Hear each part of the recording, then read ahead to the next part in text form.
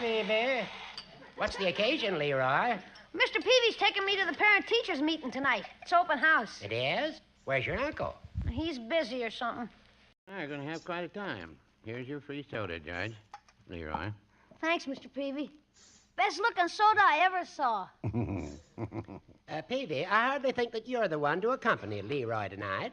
How's that? If I may say so, I'm much closer to the family than you. After all, I'm the boy's godfather. Yeah, I'm his pharmacist. If Gildy can't accompany Leroy tonight, I should. It was I who helped nurse the lad through his little childhood ailments, didn't I, Leroy? Yeah, but... Well, I brought him his pills, didn't I, Leroy? Yeah, but... And I recall sitting by his bedside when he had the mumps. You should have caught him. What'd you say, Peavy? I said, so what? I think that I should be the one to take him. And I say I should take him. Hey, I'm pretty popular. Well, there you are, Leroy. Hi, Unc. Hello, Peavy. Judge. Hello. Hello. Peavy, no matter what you say, I'm going to do it. Well, no matter what you say, I'm going to do it. Old Budinsky. I'm going. Oh, Pooh, I'm going. Wait a minute, fellows. I don't know where you're going, but why don't both of you go? Hey, that's an idea. Well, how about it, Peavy? Wait a minute, fellows. Suits me. I don't know where Swell. you're going, but why don't both of you see? Hey, that's Takes an me idea. to iron things out. Well, how Where are about you it, two Peavy? going? Unc, since you can't go, they're taking me to the open house at school tonight. Yes, now everybody... Okay, I'm listening to my own thing with a loop. Let's not do that. Okay. Alright, and we're going to go ahead and play... Leroy around, Bertie? No, sir, Mr. Gilsleeve. He's gone. Already? Well, too bad. I wanted to have Norman Reedus and his Yes, amazing the fetus judge and Mr. delivery Peavy picked him up and took him out to dinner. company. Oh, Ain't well. that nice of the judge and Mr. Peavy? Well, I wanted to tell Leroy I'd about decided to take him myself. Yes, sir. Mr. Gilsleeve, why didn't you take him? Well, frankly, Bertie, I had a little tiff with his teacher. I didn't think I should go to the meeting. Yes, sir. Well, when somebody muddles things up, it sure is nice when somebody else comes along and clears them. Yeah, you're right, Bertie. And the judge and Mr. Sorry Peavy about this. sure We're gonna cleared have things up for everything- Leroy. You're all right, Bertie. I know I muddled him. Yes, sir. Oop. Sometimes I wish Bertie wouldn't always agree with me. Oh, I'm loading and it's not working right. Ah, that's why, because I don't have the thing on my actual playing. By George, the snow's getting deeper all the time. I always enjoy the first snowfall, but not tonight. What am I doing, walking around the schoolhouse? I can't go in. I would like to sneak a look at Leroy's painting, though. Picture of me, painted by the boy's own hand. Hey, room's right above me. I could crawl up this fire escape. And the how crowd gets in. is everybody Why don't doing today? Slippery. Oh, well. What if I break my neck? Nobody cares. Hey, I'm in luck. Window's unlocked. I hope nobody sees me. I can see the headlines. Water commissioner caught breaking into schoolhouse. Well, I could just tell him I was going back to the 8th grade where I belong. Oh, Yeah, nice let's and load warm. all slow. Whoa. Yeah, let's see. A lot of paintings and charts on the wall. Wonder which is Leroy's. Hey, somebody coming. Where'll I hide? Here's a door. Oh, for supply closet. Well, I'll have to squeeze in.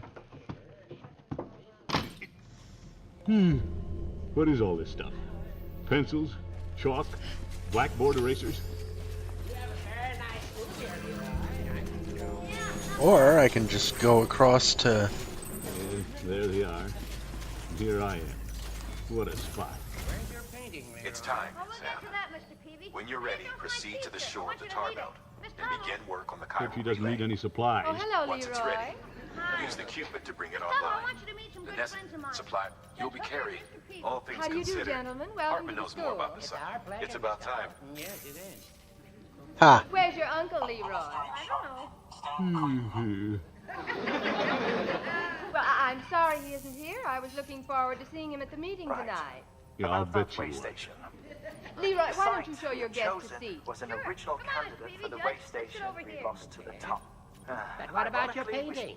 We have to wait until the deemed it a meeting's little over for too that. unstable. Here, I'll sit between you. Huh. Yeah, they're sitting right outside the door. Fortunately for us, the Wish foundation I could shift my all you position a have to little. do. I'm Yeah, afraid at least it's I can the turn only my way we head. can expand Oop. like Okay. Stuck my I may nose as in a well. I chunky mean, eraser. Looks like a big turnout tonight. Oh, darn dust. Everybody interested in the school will be I here. gotta sneeze.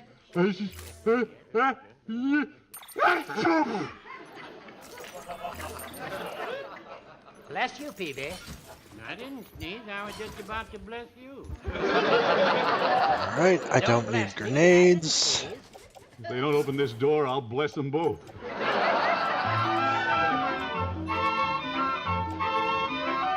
My silver hand is perfectly fine. My assault rifles are not full. Well, at last everybody's leaving. In a minute, I can get out of this closet. I've been standing here like a mummy in a case for 2 hours. All the time, Leroy seemed to be having a wonderful time.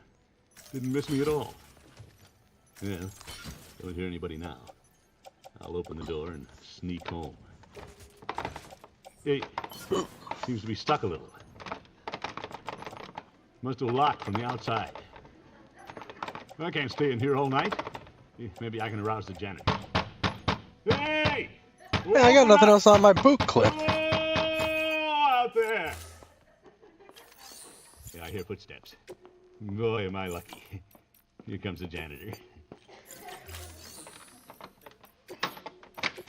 Well, thank you, Mr. Whoop! Miss Tuttle. Yeah, I'll take some boots, thank What are you doing in you. the closet? What am I doing? Well, I can't think of anything to say.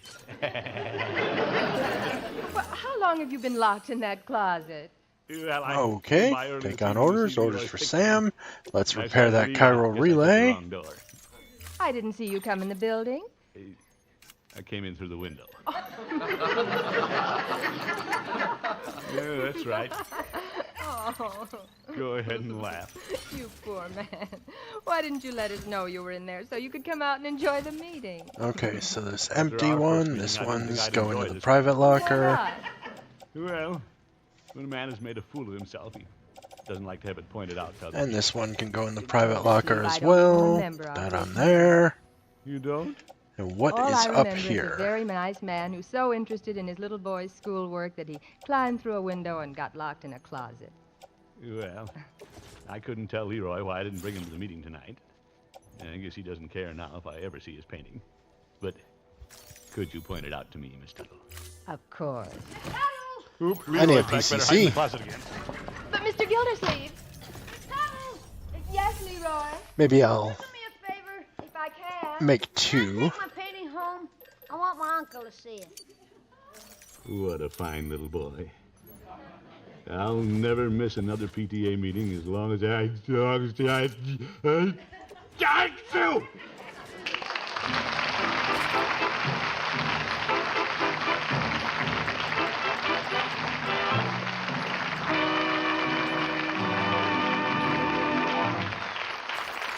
All right, let's be off. The great Gildersleeve will be with us again in just 30 seconds. The newest discovery in a table spread now comes in an ice blue package. It's Kraft's new Parquet, the margarine that spreads smoothly even when ice cold.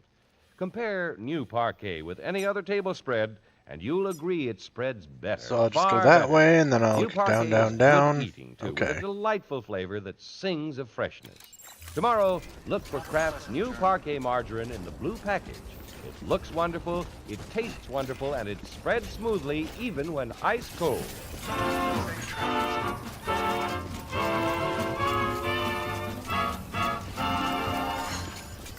Ladies and gentlemen, So this will is put American me. Education Week. I'd like to suggest that we all visit our schools and take an active interest in them. Remember, education holds our future, and better schools build a stronger America.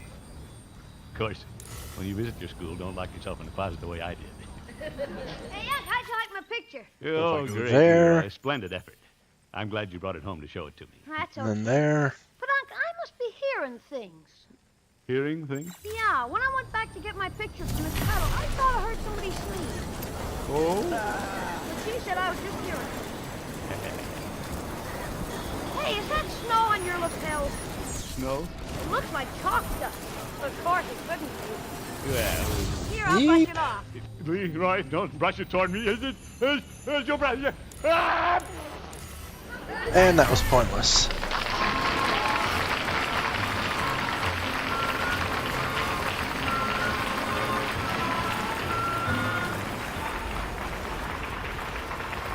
The Great Gildersleeve is played by Willard Waterman. The show is written by John Elliott and Andy White and is partially transcribed. Included in the cast are Walter Tetley, Bud Steffen, Mary Lee Robb, Lillian Randolph, Mary Shipp, Earl Ross, and Dick LeGrand. Mr. Houston. Yes.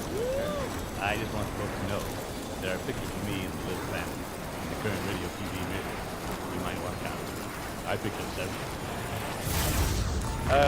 Musical composition to it by Jack Meekman. This is John Houston saying goodnight for the Kraft Foods Company, makers of the famous line of Kraft quality food products. Be sure to listen in next Wednesday and every Wednesday for further adventures of the Great Gildersleeve. Alright, this will get me closer. Go there. There. Done up just right, a delicious hamburger can be truly a gourmet This'll delight. all get me a lot big closer. Deal in eating pleasure. Of course, just about every good cook knows that a dash of Kraft prepared mustard really makes the hamburger. Because when you add a little mustard, you add a lot of tang. Kraft mustard naturally. There are 2 kinds of Kraft prepared mustard. Mild Kraft mustard, if you like it smooth and delicately spiced. Snappy Kraft mustard with horseradish added, if you like it zippy. Keep moving, keep rolling, going this way. And I'll grab this next zapper, see how close I'm getting. Apparently I'm losing power on something.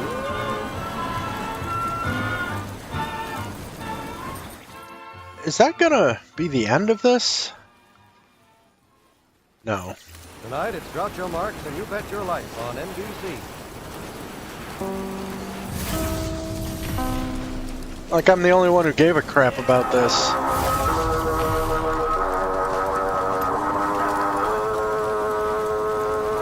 Who knows what evil lurks in the hearts of men?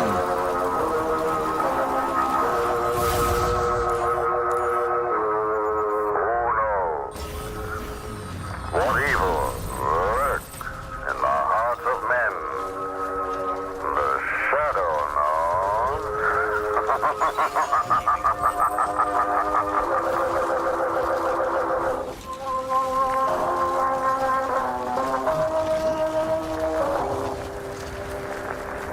Got anything good up here? Mysterious character who aids the forces of law and order is in reality Lamont Cranston, wealthy young man about town. As the Shadow, Cranston is gifted with hypnotic power to cloud men's minds so that they cannot see him. Cranston's friend and companion, the lovely Margot Lane, is the only person who knows to whom the voice of the invisible Shadow belongs. Today's story, Murder Underground.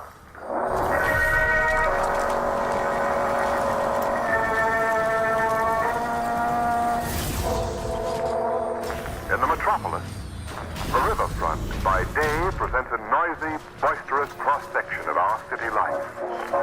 The docks are crowded with shouting workers. The air is filled with the sound Oh, that got me a lot closer than I would have been. grunting and puffing of tiny tugs and mighty ocean life. And from above, we hear the steady hum of motor cars as they travel in an endless stream across the bridge that spans the river. This, then, is the riverfront by day. Who knows? But at night we find a different picture. Do we? A quiet, an unearthly quiet descends upon the scene. The docks are deserted now. And from the river itself, we hear only the mournful moan of a lone tramp steamer slipping out to the open sea. A cold, damp fog embraces the street and the buildings on it. A blinding fog, an eerie, mysterious fog that masks the movements of those who live within it. At night, no one is ever seen on these streets. They are heard, they are felt, but never seen. Okay. Beneath the shadow of the bridge in a fog-shrouded building, two of these people of the night are to be found. A mother and her son. The son is just returning home. Who's that? Me, Johnny. Did you tell the boys? Yeah. Thanks to the fog. They're pulling the boat in under the house now. Good. What you after this time? A load of silk. They just landed it this morning. I've been casing the job all day. It ain't gonna be easy. It's never easy. Where's the stuff? Warehouse 9. They got 4 Keep moving. workmen on the We're job. okay. You've taken care of that many before, son. I know, but the heat's on now. Since that last job, we proved Weston doubled the number of coppers on river patrol. You've taken care of them before, too. Yeah, and I can take care of them again. What was that? Oh, I may as well grab some of these. That noise from upstairs. Well, yeah, I heard no noise. Oh, I have to turn off. Somebody's upstairs, I'll get and my I'm whole gonna find stream out who. demonetized. Oh, wait, now don't get excited. Oh, there is someone there, huh? I do not want to get that. Who is it? He's just a boarder. A boarder? Yes, he moved in today. Where'd he come from? He bought an apple from my stand. Poor chap was looking for a place to live, he was. So I brought him here and rented him a room. Up to your old tricks, huh? What you mean, son? You don't know why you brought that guy here. Well, I don't know what you're talking about. I'm talking about them slot machines the cops have got stored under the bridge. Oh, no, You're son. planning to drop that guy through the hole you got in the back wall, make him bust open the machines, and hand you up the nickels. And then leave him for the rats. Now, look here, son. That's what you done with the last guy. He's just a boarder, son. Look, I'm running $1 million business here, see? $1 million business and hijack goods. And you're gonna spoil the whole thing for a measly handful of nickels. That ain't so at all. You're getting that bum out of here right now. All right. There's the signal. Boys are down below on the boat.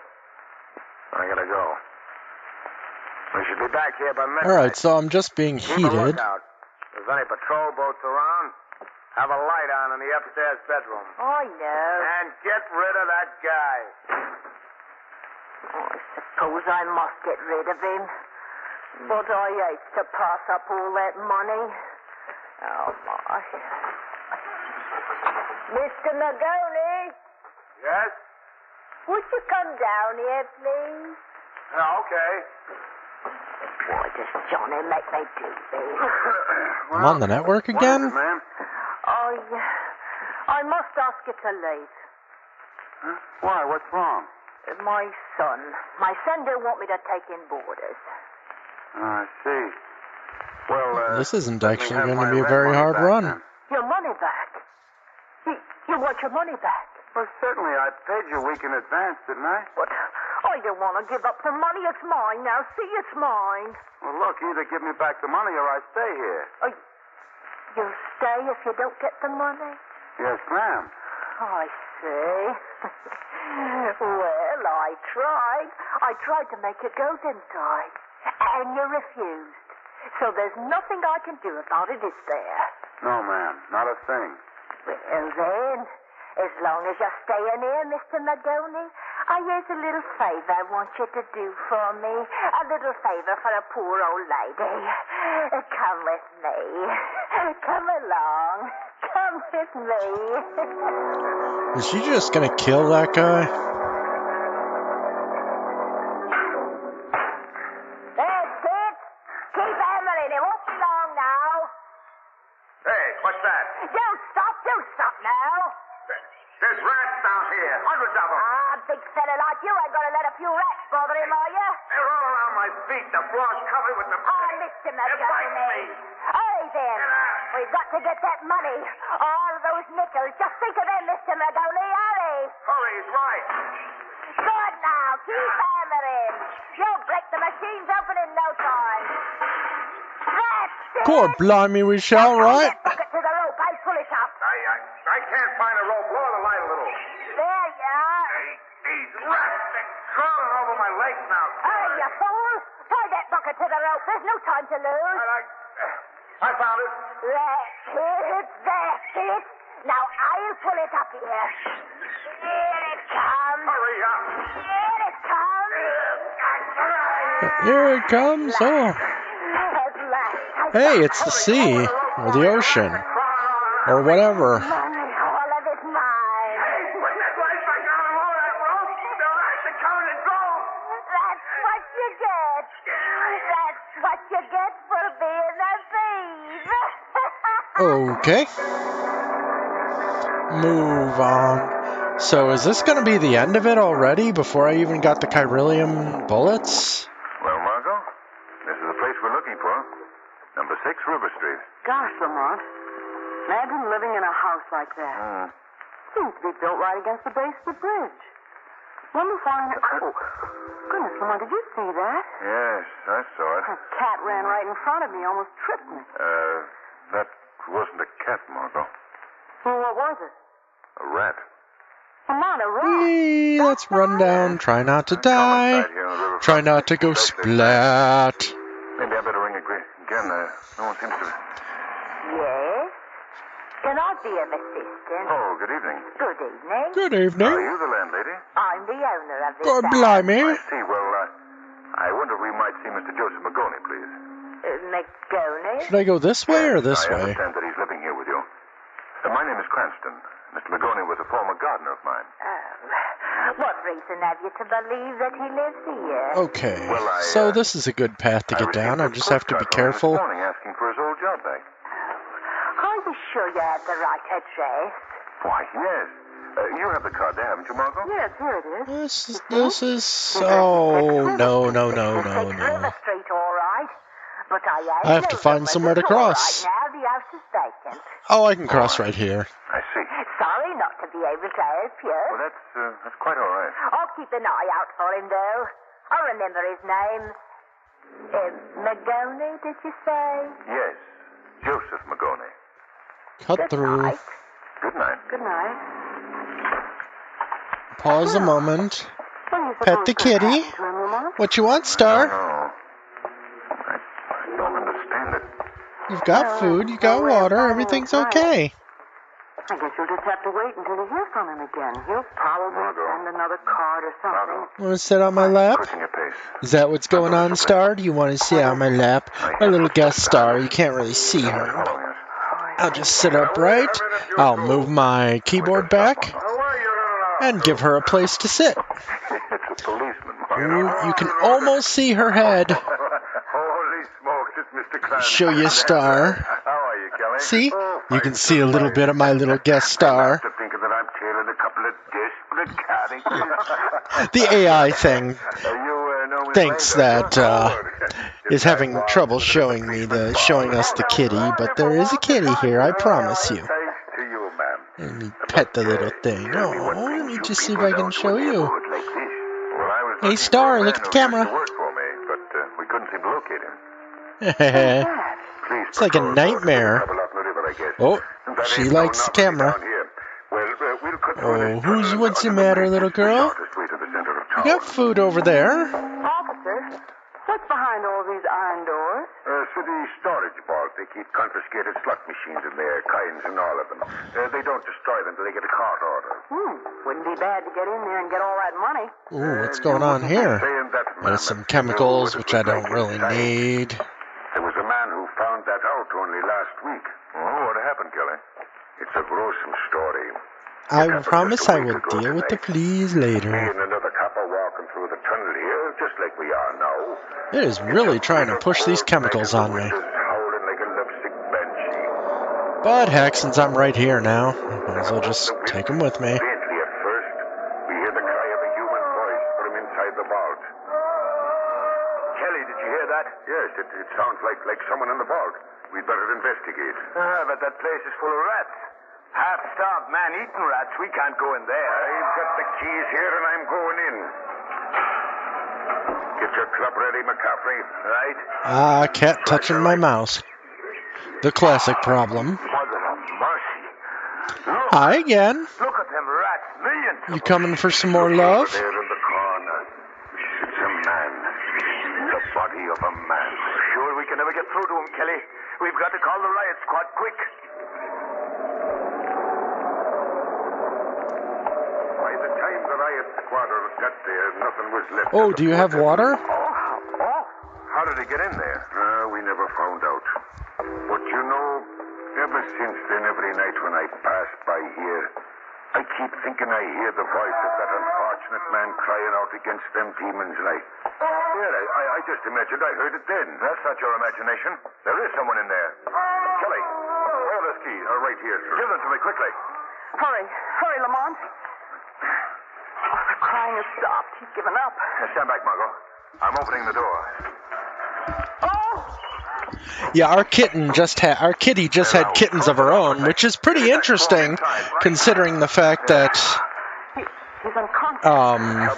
when we got her from the shelter in December, she was supposedly fixed. Is he dead, Lamont? Yes. Do you know who this is? It's the man we've been looking for. It's Joe Magoni.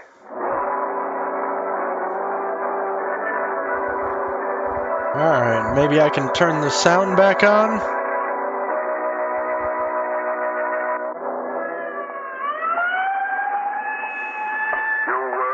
You won't mind dropping around to the morgue tomorrow morning to identify the body now, will you, Mr. Cranston? I'll be there, Kelly. Is there any place near here that we can get a cup of Your coffee? kittens are calling for you, Star. My nerves need a bit of steadying. Yes, ma'am, right at the end of the tunnel. I'll walk you down. Thank you.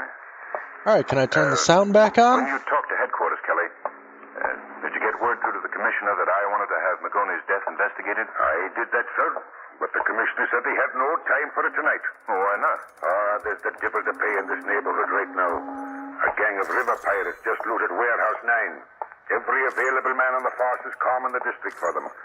Well, here's your lunchroom. I'll have to be leaving, you know. Well, thank you, Kelly, for all you've done. Not at all, sir. Okay, well, there's still a little bit of that garbage music going, but... Come on, Margot. Let's go inside. Hey, what about that apple pie? Put it up. Yep, I'm working on that, man. Well, I think a table would be better, Margot. You just want coffee? Yeah, that's all right. Here we go! Whoa,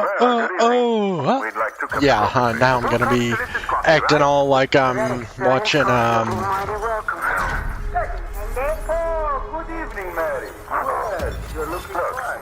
There's the woman who entered the door, number 6. Raising Hope, which is honestly a really great show if you guys have not seen Raising Hope. It has a little bit of the silly modernist humor, but it's got if you liked 80s and 90s sitcoms, Raising Hope is a lot of fun. Tonight, Mary. I haven't got that much money in the plate. Don't be grateful for as much as you can spare, Nick. How about $5 worth? That'll be fine. And put this empty place on the Cairo network. Here you are. 2 cups coffee. Delicious. Thank you. Oh, say, waiter. Yes? Okay, puts us closer, but we're not there yet. Just what does she do?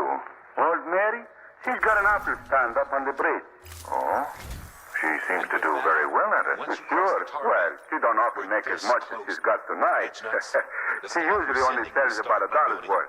She must have run into one of them philanthropists. In doing so, Yes, let's figure out. I'll pay for these now. Yeah, let's figure out how to do that. Keep the change. Oh, thank you. I don't know why, Margot, but I sense a vague connection between all those nickels that the old lady made today Been walking, maybe? nickels in the machines under the bridge. You mean that you think that she does know something about Magoni? Well, it's worth investigating. When our old apple vendor leaves, Alright, let's see what you got for me. I'm curious to learn just what goes on at In number Ednot 6 City. River Street.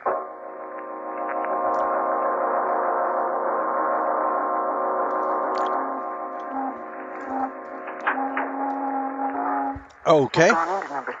Yes. We'll stand here in this doorway for a few minutes, Margot. See if we can detect any activities from outside the house. Wish this fog would clear. Did I already do this? Yeah. Do you remember your remarking how the house was built right against the base of the bridge? Yes. Look at the house again. The side wall is right next South to of the the storage vault heart-shaped where they lake. keep the slot machines. Of course. That might explain how Joe Magoni got into that vault. Lamont, do you think that she might... Quiet. Door's opening. Yeah, the old lady's coming out again. Yes. And she's carrying a lighted lantern in her hand. I wonder what she's up to now. Look, she's crossing the So street. if that puts me that way, then where is this heart-shaped lake? Seems to be looking for something. Let's go to Hartman's lab. Oh, isn't she? All the way back we go, we go. All the way back we go. All the way back we go, to see what I get there. Let's get behind these packing cases. We can watch her safely from these. Look. Hi, Star. Are your kittens okay? Yes. Must be some sort of a signal. Well, can you see anything on the river? There's quite a few searchlights playing around. Must be the police patrol boats looking for those river pirates that Kelly told us about. Look, Lamont. At the edge of the dock. Isn't that a boat moving quietly through the shadows? Yes, it is. The old lady's going back to the I'll house. get over to the paleontologist. Stumbled on something more important than her, Margot. Why, what do you mean? That boat could be carrying the river pirates. Look, they've stopped the boat.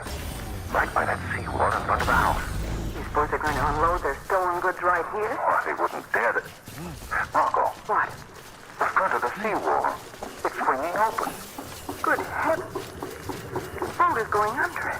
Yes. And if I'm not mistaken, their destination is the basement of number Relatively 6. Look, the wall pointless. is closing again. Very clever. But not quite clever enough. What do you mean? I want you to go back to that lunchroom, Margot, and phone Weston. Have him send a squad here at once. What are you going to do? I'm paying another call on that sweet old lady in search of the missing Joe Magoni.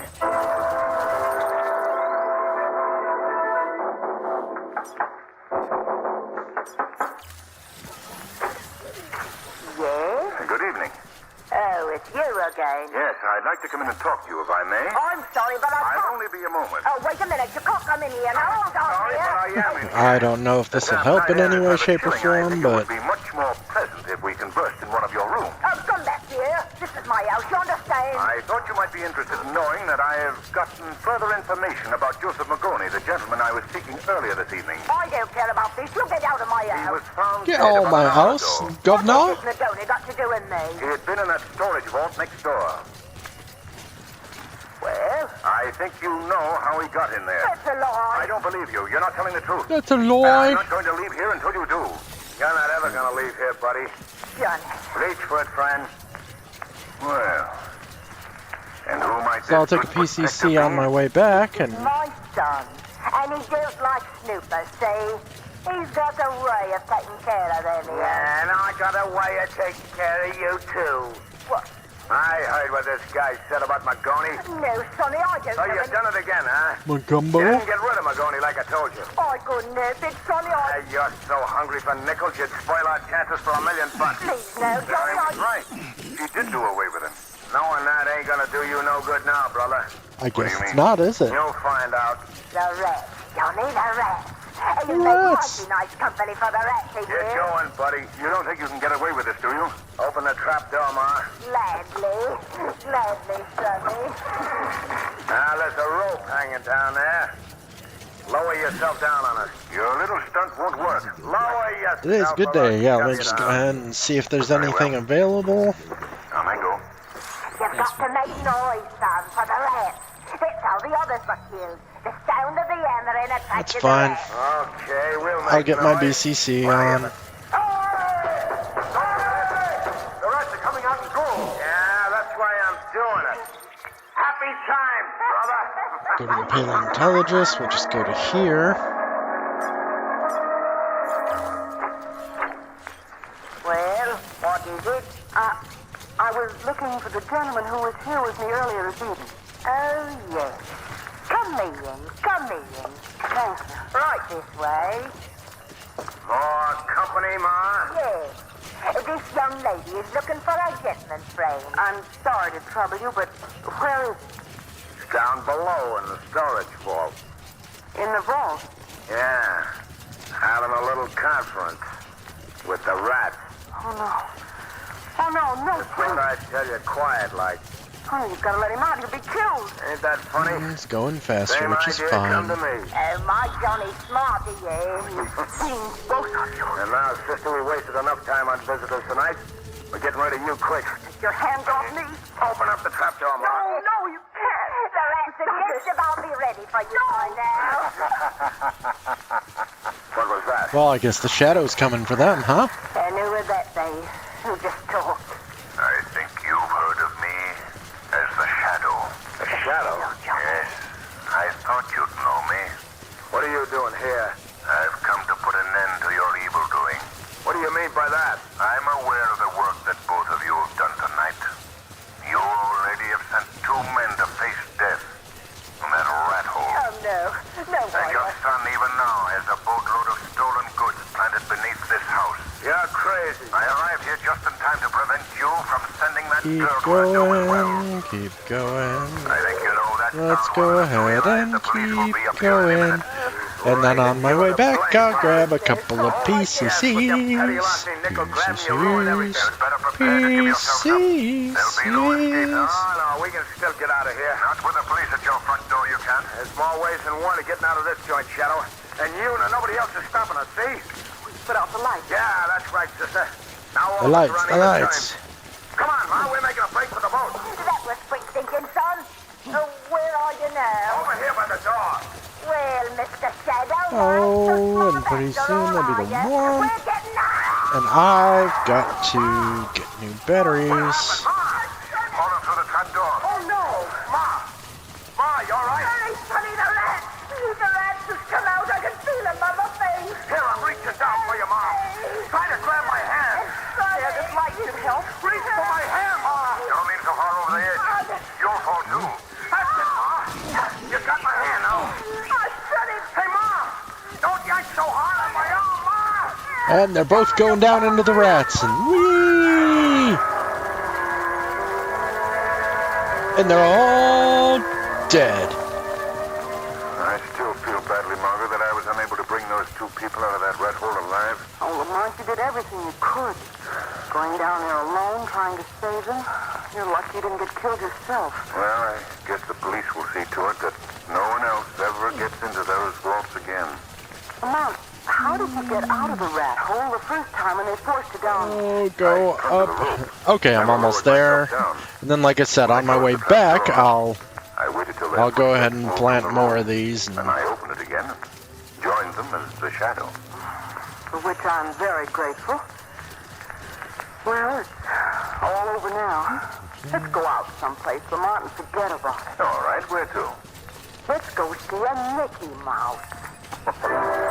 There we go.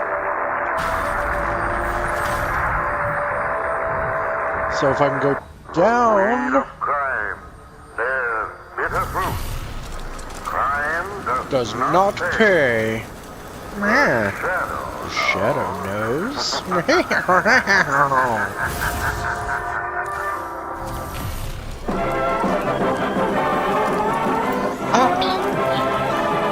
No, I don't feel like doing any George Burns, thank you. Broadcasting from New York City, the Lucky Strike program, starring Jack Benny with Mary Livingston. Now, Sugar Crinkles, the sugar rice treat that's just right sweet. is proud to present Gunsmoke.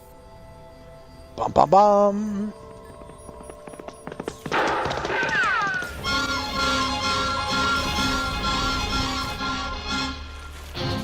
Around Dodge City and in the territory on West, there's just one way to handle the killers and the spoilers, and that's with a U.S. Marshal and the smell Where's the of paleontologist? Gunsmoke.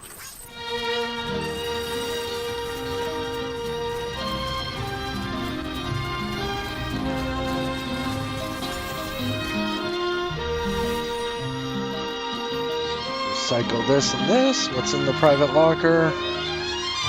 Gunsmoke, the story of the violence that moved west with young America. The story of a man who moved with it. Matt Dillon, United States Marshal. All right, recycle all that. Take it easy, Mom. You know your young folks are going to eat when you give them sugar crinkles. Reconnect the world. Yes, boys and girls love sugar crinkles. And no wonder. It's the sugar rice treat that's just right sweet. Makes breakfast more fun than a circus. Now, the reason sugar crinkles suit young folks to a T is this. Some sugar-coated cereals they've tried seem too sweet. Others don't seem sweet enough. But when they dip their first spoonful of sugar crinkles, They've discovered a sugar-coated cereal that's just right sweet. And say, those young folks of yours love to dip into the pack and eat sugar crinkles as a snack, too. So better get several packages. Thank you for your contribution. And now, Gunsmoke, starring William Conrad. Gonna be an easy run there.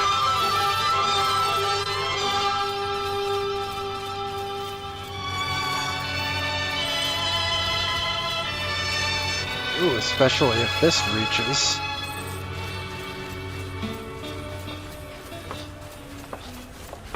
Mr. Dillon, look at those men down there by the jail. Yeah, it's quite a crowd. Well, now, what's so curious about a wagon load of buffalo hides, I wonder? Maybe they got a white one, Chester. Must have something mighty interesting. Yeah. This your wagon, mister? Wow, I actually built a nice network for these people. I skinned for him. What's the crowd for? Just curious. The other skinner got hurt. We brought him into the dock. Oh, what happened? He hurt bad? Bad enough Gatliff didn't see any sense in bringing him into town at all. Me and the cook, we made him, though. What? Oh, here's Gatliff now. Chester, go up the docks and see what you can find out. Yes, sir. Yes, I've got this all set up so nice. Doc will take care of everything, Toby. Never mind that. How is he? He's dead.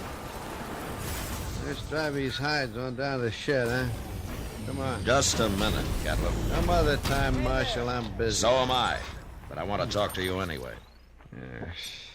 You and the cook go get these hides unloaded, Toby. I'll be right along. Okay. Now, where you on, Marshal? What happened to your Skinner? Billy? He hurt himself, that's all. He's dead, isn't he? Yeah, he's dead. He got hurt and he died. That's all. When did he get hurt? Last night. Then why didn't you bring You him got in more last stuff for Hartman? Yeah, them other fellas, the cook and Toby. Maybe I can get a... Done for anyway. They didn't want to bother, I guess. What happened to him, Gatliff? How did he get hurt? I don't rightly know, Marshal. He was alone in camp, and when we got there, he'd gone and burned himself. Burned? With what? Hot lead, Marshal. Spilled it all over. Lead for bullets? Yeah, that's it. Yeah. He was cooking up lead in a fry pan. Or maybe That you can was give one me of a more Billy's efficient... chores to make my bullets. He always was a mite clumsy. He sure messed himself up this time. There must have been a lot of lead. Yeah, 50, 60. Oh, what do you got for me? And yours, Doc's all through with him. He Why not? said you can bury him now. Oh, no, I ain't paying for no burial. He's just a skinner I hired. I don't even know his last name. You're his boss, aren't you? You brought him in here. He's just a bum who worked for me. Well, of all of them... Hold it, Chester. All right, Gatliff, we'll take care of him. He caused me trouble enough. I don't want to hear no more about him ever. What about the Skinner, Chester? Tell me. Oh, it was terrible, Mr. Dillon. Doc said he don't know how he lived as long as he did. Did he talk to Doc? Oh, goodness knows, the poor fella. How do you suppose it happened, Chester?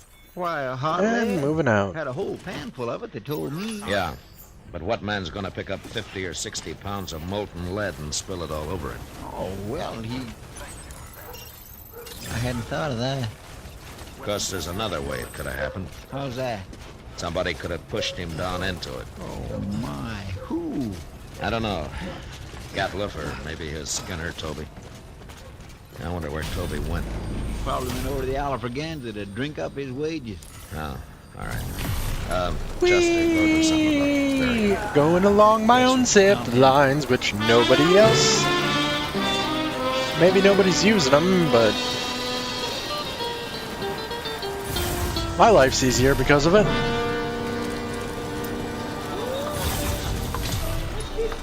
Hello, Toby. Oh, hello, Marshal. Sam, set out a bottle of rye and another glass, huh? Sure, Marshal. I'll, buy you a drink. You will? Well, sure, Marshal, sure. Well, Toby, here's to your friend, Billy. He was no friend of mine, but he died a bad death. I'll drink to him.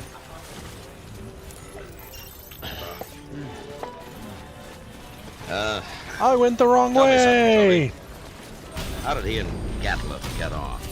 You noticed Gatliff's eyes, Marshal? I did. He got powder specks shot into them. They look like turkey eggs. Yeah. You don't get on with a man like that. How come I've never seen him in Dodge before? The man's greedy, Marshal. He's downright wicked about money. He figures he can save time, make more money by selling his hides to buyers' agents on the prairie. He gets less out there, but he can kill and sell more that way. Well, he came in with a load of hides today. Just 'cause we made him come in with Billy. Ah. Tell me about the accident, Toby, huh? Well, oh, thanks. Billy was melting lead in a fry pan. I was okay to go and that the way I and then figured that he way, must have so... tripped somehow and fallen smack into it. When we rode in, we found him rolling around on the ground. That's all I know. When who rode in? Me and the cook. Well, where was Gatliff? So I want to go to that Oh, one. he went in just ahead of us. How long ahead of you? Not long, maybe 20 minutes. Ah. Towards then the he found Billy geologist. first, is that it? Yeah, so he did. I hadn't thought of that before, Marshal.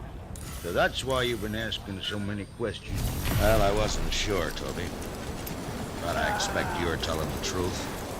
Cook can back up your story. And Sure. Feels stupid having gone the wrong way. So that's what happened. Gatliff killed him. He murdered him. Any idea why he would? Sure I do. He killed Billy so he wouldn't have to pay him his wages due. You've been out 4 months. You must owe Billy $700-800. Are you going back out on the prairie with him? Okay, I guess I just underestimated the right direction. Well, if you let on you're suspicious, he would sure try to kill you. Not me. He can do his killing on somebody else. You'll be leaving in the morning, I suppose. About dawn, I reckon, soon as Ah, Gatliff hires new I don't skinner. care about your...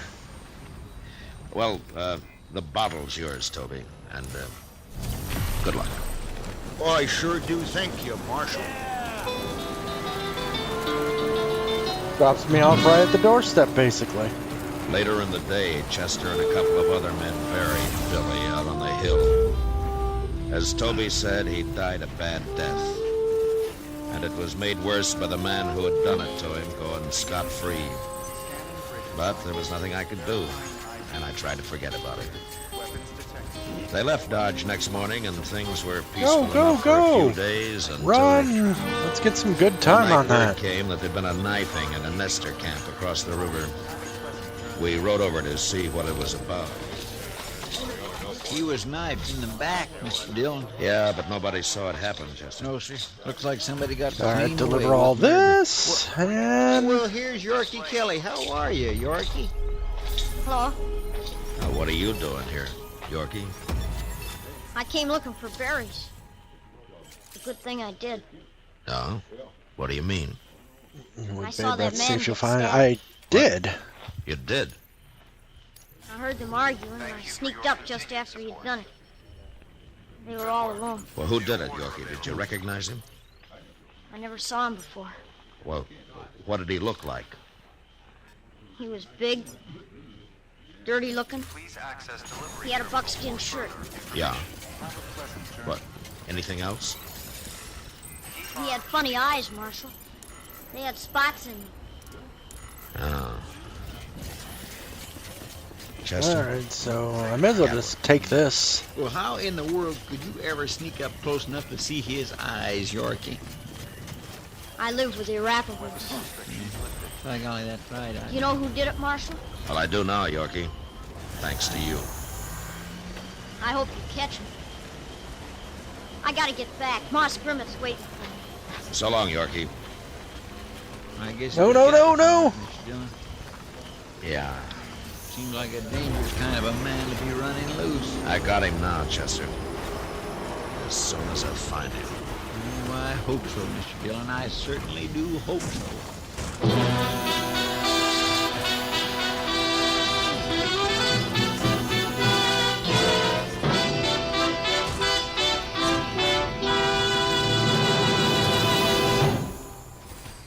Mother, I don't know it does why your I heart took good, that. I know, Should've when just your young walked. folks eat all of their breakfast cereal. And that's why I'm so happy to tell you about new Sugar Crinkles. Sugar Crinkles, you know, is the sugar rice treat that's just right sweet. Crisp golden All right, nuggets what do we got of on the mail? sugar-coated rice. They make breakfast more fun than a circus. Why, young folks love Sugar Crinkles so much, they disappear like magic. Now, you've had experience with sugar-coated cereals that seem too sweet to you, and others that just don't seem sweet enough to the youngsters. Well, what a wonderful surprise Sugar Crinkles will be to your whole family. For new Sugar Crinkles really are just right sweet. Half-Life Remember, and Sugar Portal. Crinkles make great snacks, too. Climb the mountain to the north Better of my get shelter several to find the packages. old ruin there south of the heart-shaped lake. South of the heart-shaped lake? Okay. Sugar Crinkles, Sugar Crinkles can't be beat. Sugar rice treat that's just right sweet. With milk for the breakfast joy. That's a snack from the pack, oh boy! Can't be beat, just right sweet. Sugar Crinkles, good to eat. Now back to Gunsmoke.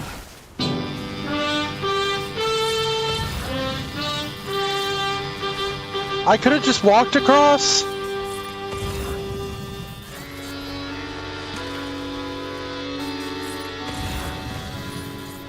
Since Gatliff would figure nobody had seen him, it wasn't likely that he'd run. And anyway, there wasn't Dang much it. sense in trying to track him down in the dark. So Chester and I didn't start out until the next morning. Ordinarily, a man could ride into the prairie and disappear, but with Gatliff, it was a little different. At least we knew he'd be somewhere around Buffalo.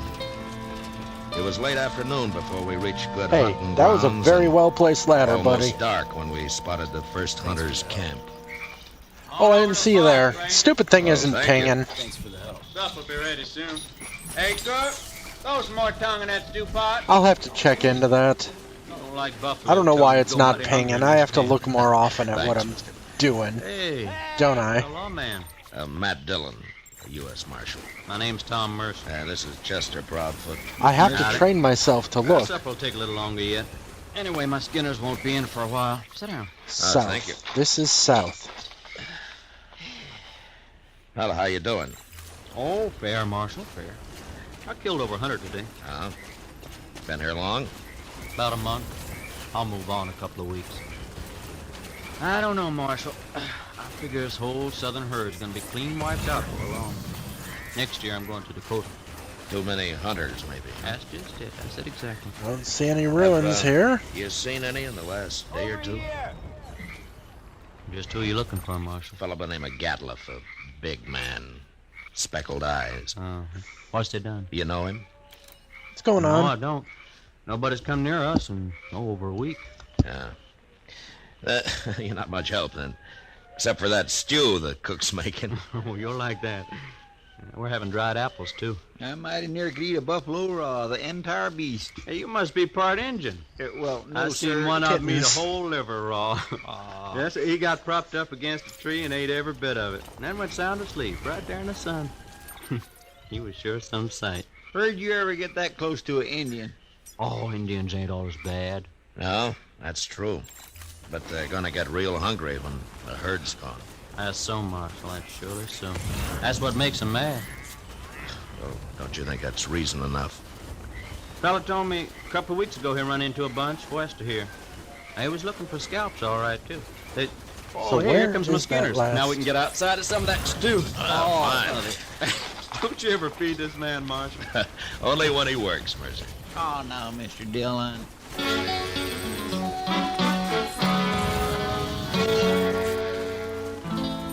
We spent the night in Tom Mercer's camp, and at dawn, just after breakfast, we said goodbye and rode on west.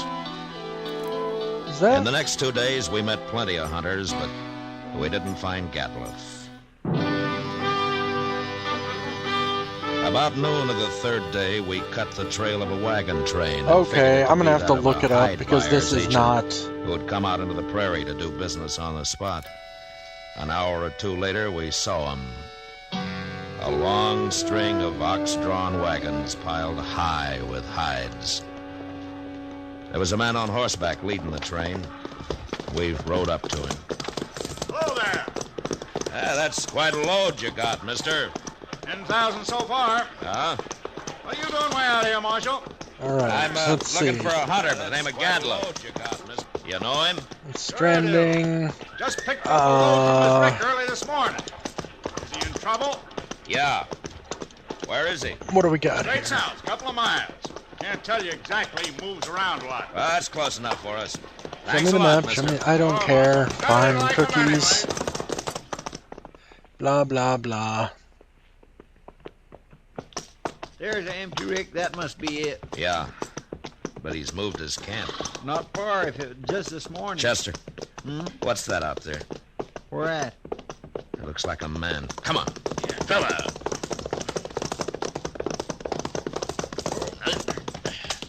Why, Mr. Dillon, it's that Skinner of his.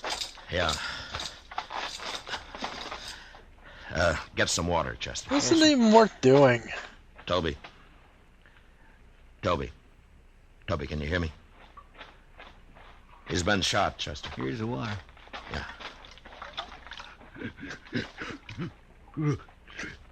Toby, it's Marshal Dillon. This is dumb. Give me a drink. Yeah, here. Why did I do this? He shot me, Marshal. Well, what happened? Where's the rest of the crew? They run off. Took his wagon and... Let's go to the Evo horses. Devo. He went kind of crazy when he found out. That's why he shot me. Where is he now? I don't know, Marshal. I He shot wasted me, all this and then he battery said he was power for going nothing. He's going loco. Loco. Now, take it easy, Toby. Take it easy. You're gonna be all right. I could hear him shooting at Sharps a long time. And then he stopped. Where was he? Which way, Toby? Off. Behind me there. I could hear him. Don't care, so I'm going to the geologist. Chester, stay with him, huh? I'm going after Gatlow. Hey. All right. Yay, I've got a response now. Off in the direction Toby had indicated, there lay a large, isolated hollow surrounded by low ridges. When I reached it, I dismounted and crawled up to where I could look so I down guess I'll into just it. use this and... There was no sign of Head, Gatlow. get more of the... But lying on the prairie floor were the More of the bodies zip lines of going. countless fresh-killed buffalo. It was a Provide strange my sight. cat quits moving my... The old bulls and the cows and the little calves lying there, blackening the prairie grass. I got up and stood looking at it for a long time. And then suddenly, out in the middle, I thought I saw a slight movement. And a second later, there came the familiar boom of a Sharps 50. And I dropped behind the range and waited. And then Chester rode up. I mean, I've got a good network stuff here. Yeah. I thought I'd better come along. You see... Toby's dead. Is that it? Yes, sir. All right. Well, Gatlow's down there in the middle of the hollow, but we can't get anywhere near him as long as he's got that Sharps rifle. He's killed a small herd of buffalo in there, and now he's lying out in the center of them. Well, that's the darndest thing I ever heard of, Mr. Dillon. He must have gone crazy, just like Toby said. Yeah.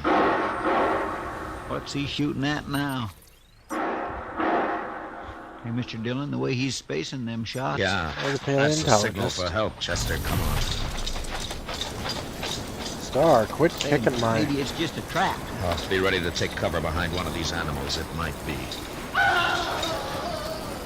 like he's been hurt. Yeah. Just keep your head up. There he is. Behind the big bull. Yeah, I see. Wow. Mr. Dillon, he's all... There have been horses in here, Chester. Indians. My goodness. Come on. Let's go spend the night in here.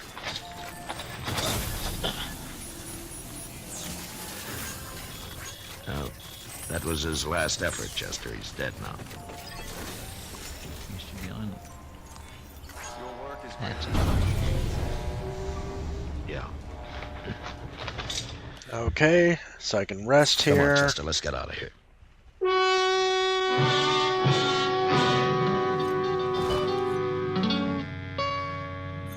I don't know how the Indians caught Gatliff. He'd gone a little mad, and maybe that made it easy for him. But they'd finally got themselves a buffalo hunter. And into their unbelievably savage torture of him had gone all the hatred and desperation of a race being slowly starved and driven from their homeland. And then they'd put him there, surrounded by his own bloody slaughter, and they'd gone off with a gesture of contempt, leaving his rifle and his ammunition by his side. And having seen what they did to him, I'll never know how he managed to fire even one of those shots. Well, he was bloody-minded and evil. For all of his evil, Gatliff had died harder than any man I'd ever seen. Chester and I rode back to Dodge, and it was never mentioned between us again.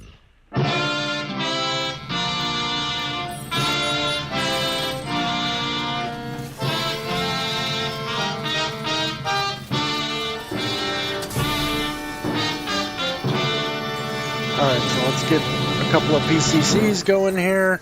In just a moment, we'll tell you about next week's adventure on Gunsmoke.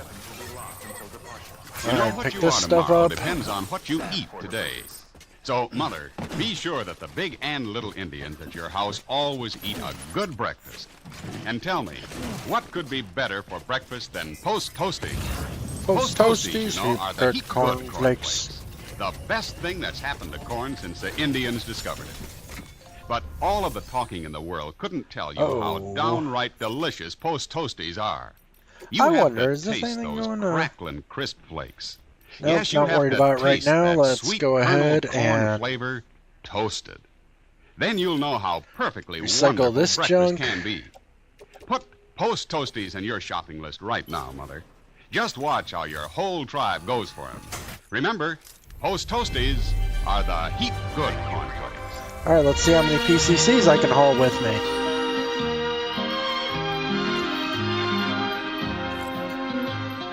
Gunsmoke, under the direction of Norman MacDonald, stars That's William plenty Conrad to take as Matt everything Dillon, where I U.S. want it to Marshal. go. Tonight's story was written especially for Gunsmoke by John Meston, with music composed and conducted by Rex Corey. Featured in the cast were Tom Cully, John Daner, Richard Beale, Okay, Jack so I Edwards, want to head down and that Louis way, Jean so I'm going Hite. to go to this one and then Harley this Bear one. is Chester. Ken Peters speaking. Join us again next week as Matt Dillon, U.S. Marshal, meets a killer at a stage station during his fight to bring law and order out of the wild violence of the West in Gunsmoke.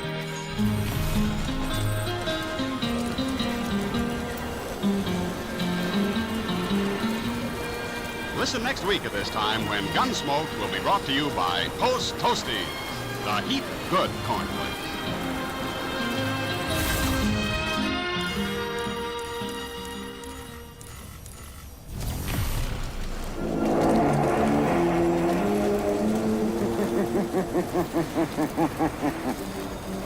Who knows what evil lurks in the hearts of men?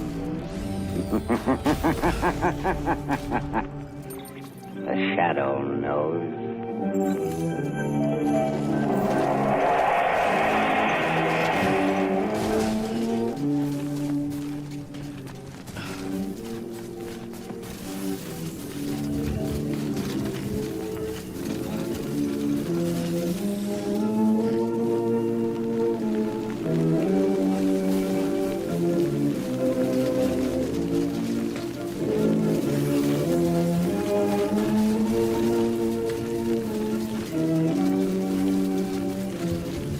Ladies and gentlemen, in a moment, the Shadow will be on the air with a thrilling new adventure. But first, let me tell you about a new kind of tire that makes wet weather driving safer than you've ever dreamed possible. It's the new Goodrich Silvertown tire with the Lifesaver tread. Next time it rains, just notice the way your windshield wiper sweeps the water right and left to give you clear, safe vision. Well, that's how the amazing Lifesaver tread on the new Goodrich Silvertown tire performs on a wet road. It sweeps the water right and left, forces it out through the deep drainage grooves. I know, Star. Makes a dry track for the rubber to grip. You can come up Gives if you the want. quickest non-skid stops you've ever seen. And you get this life-saving skid protection, plus golden ply blowout protection at no extra cost. So play safe. Equip your car with Goodrich Safety Silvertown.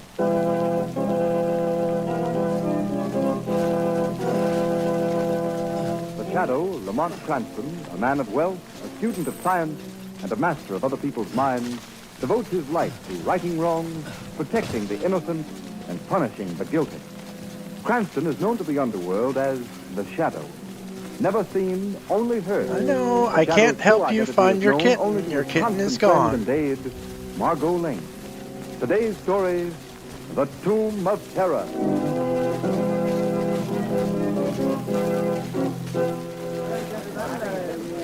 And so, gentlemen, we are gathered here on the grounds of the City Museum to pay tribute to those who have successfully brought to this country the building that stands before you, the authentic tomb of the Egyptian pharaoh, King Khupratep.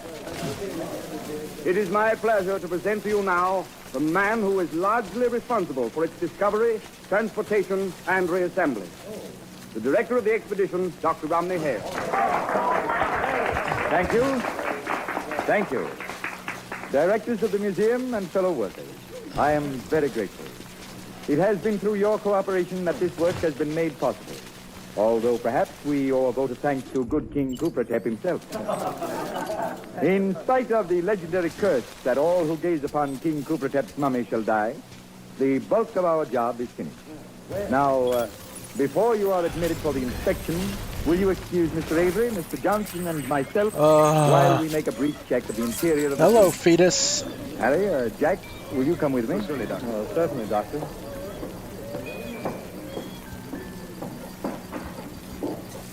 Well, gentlemen, how does the place look to you? Yeah. Right, Doctor, you've done an amazing job. It looks complete. exactly as it did when we first unearthed it and used it. Thank you.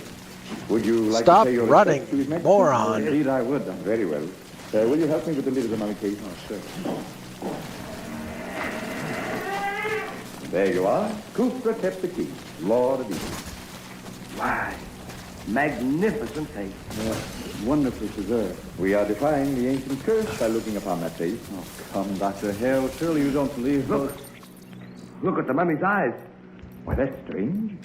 They seem to glow. Yes, I see it, too. A sort of unearthly light. What is this, Doctor, a trick? No, gentlemen, I give you my word. I don't know what it could be. The light's growing brighter. I don't like this. It's uncanny. Close that case. Let's get out of here, Doctor. I can't understand it. If we hadn't all seen it, I would... Oh! What's the matter? Take his arm, Jack. Let's get him outside. What's wrong? What's the matter with Dr. Hale? I don't know. He suddenly collapsed. He was... Jack, what's the matter with you? Can I get down here? These two men are very ill. Harry, what happened in there? Well, Mr. Rafferty, I was... Harry! Catch him. He's falling. Harry. Here, man, tell me what happened. Mr. Rafferty, it was... The eyes.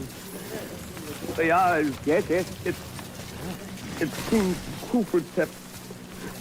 Curse.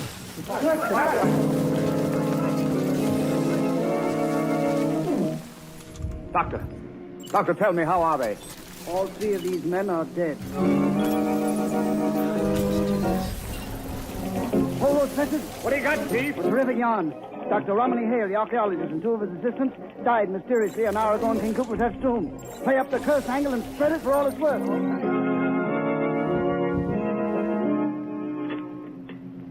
Dried silk, cream on its side. Some of those donuts, Susie. Oh, donuts? Lamont, you suppose we can dunk? Certainly, Margot. Lunch wagon etiquette not only allows dunking, it encourages it.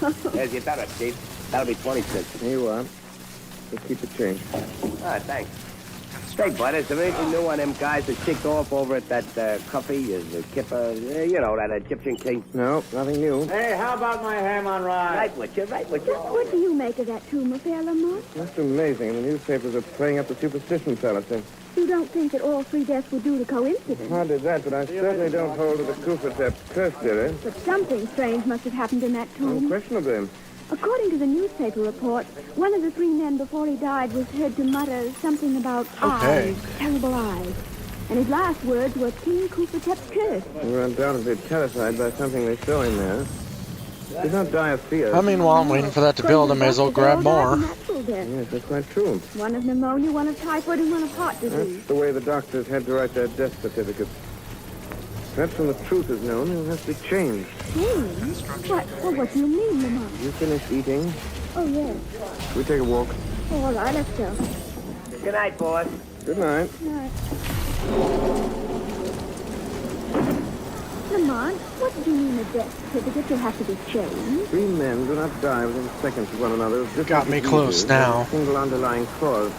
Margot, the mysterious death of those 3 men has challenged the imagination of the Shadow. I must find out the medical details of the deaths of those men. Then you think there's more in it than the papers have printed? I know there is. Now I'm completely out of Good. As soon as you have the necessary zip information, PCCs, or I would, but let's... The Shadow will await your call.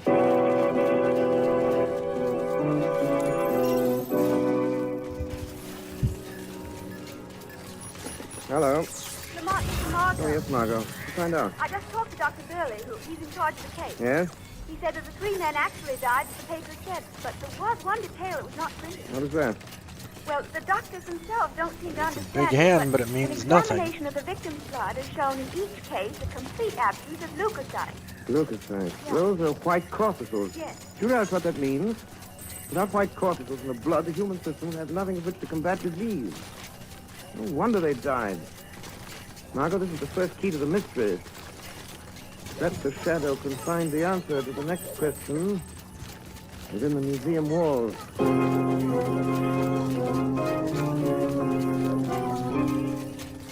I tell you, we must go through with the public opening of the tomb, as originally planned. But will the public be there? We'll have to take that chance. Gentlemen, I wish we had never started this project. Now, see here, Kent. You've been acting like an old woman about this whole thing. But, Mr. Rafferty, We've poured thousands of dollars, the museum's money, into the tomb. And it's up to us to dispel I mean, I guess I'll do that, and then I'll be walking across, won't I? Rubbish. Oh, you can't dismiss the fact that 3 men died. They all died natural death. I wouldn't be too sure about that, Mr. Rafferty. Who's speaking? Who is that? I am called the Shadow. The Shadow? I've heard of you. What do you want of us? I've been investigating the deaths of your 3 colleagues.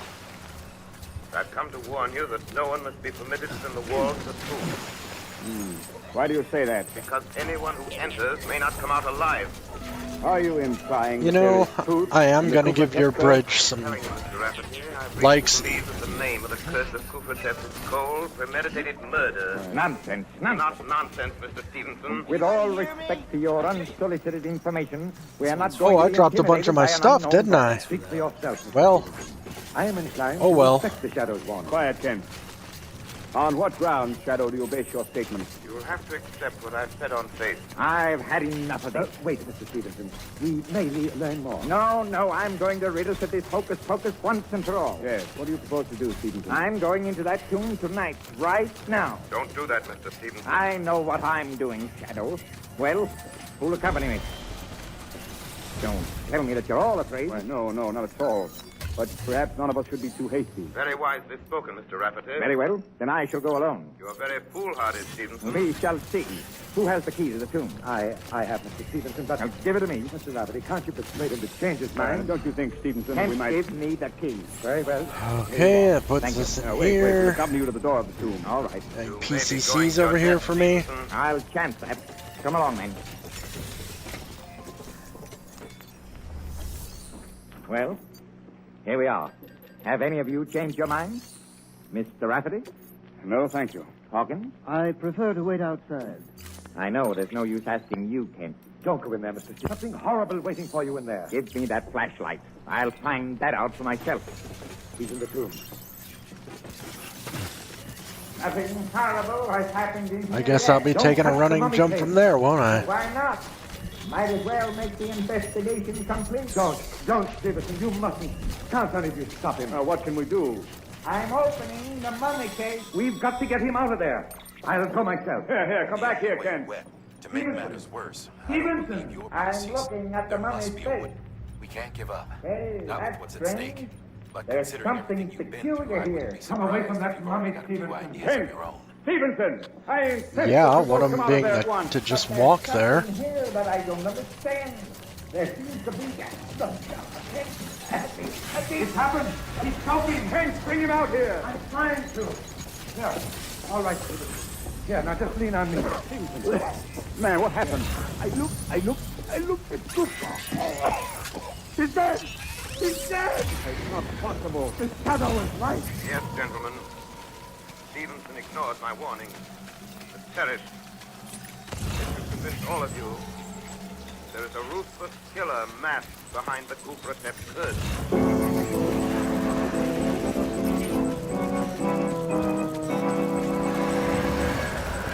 Ladies and gentlemen, one warning from the shadow strikes fear into the hearts of his adversaries. Yes, and just one skid is enough to put the fear of wet, slippery roads into any motorist's heart. The shadow knows. The thousands of motorists who are killed or injured every year, slithering skids, throw cars out of control, would never risk the danger, grief, and expense of riding on unsafe tires if they had another chance. Motorists, I've already told you that the new Goodrich Silvertown tire will stop you quicker, safer on wet pavements than you've ever stopped before. But you don't have to take my word for it. Here are the facts.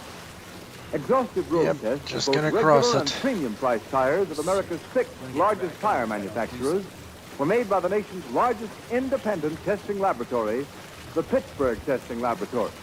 And here's what they found.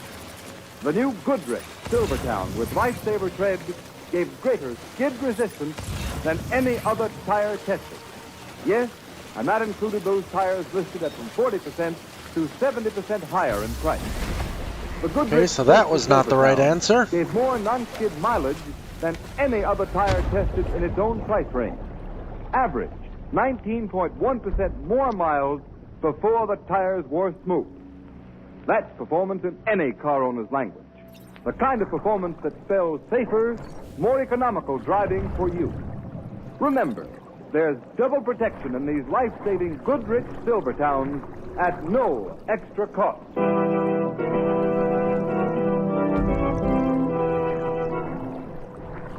Margot, what did you learn about Stevenson's death? Well, the Oh, no, I didn't want to do that. Influenza. About the blood test. It was the same as the others. The white corpuscles had been destroyed. Just as I thought. That Thank proves you, that did not Stevenson's care, that blood is was fueled ugly. by the same instrument. But Lamont, what can that instrument be? Maybe a serum, poison gas, I don't know. More important than the killing device is to find the killer's motive. You found out something, Lamont? Exactly, but I saw a man at the museum about whom I should like to know more. Who is he? Aldous Kent, an assistant curator. I'm sure that he has more knowledge of this affair than he allows himself to show. Why do you suspect him? For several reasons. The apparent concern for Stevenson's safety was a bit overdone.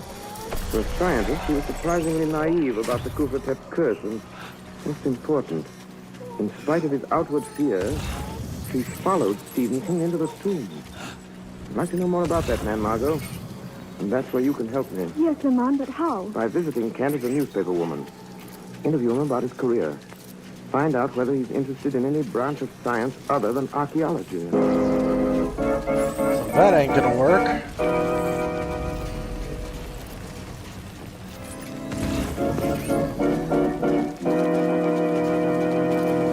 Maybe let it drag me out and... Yes?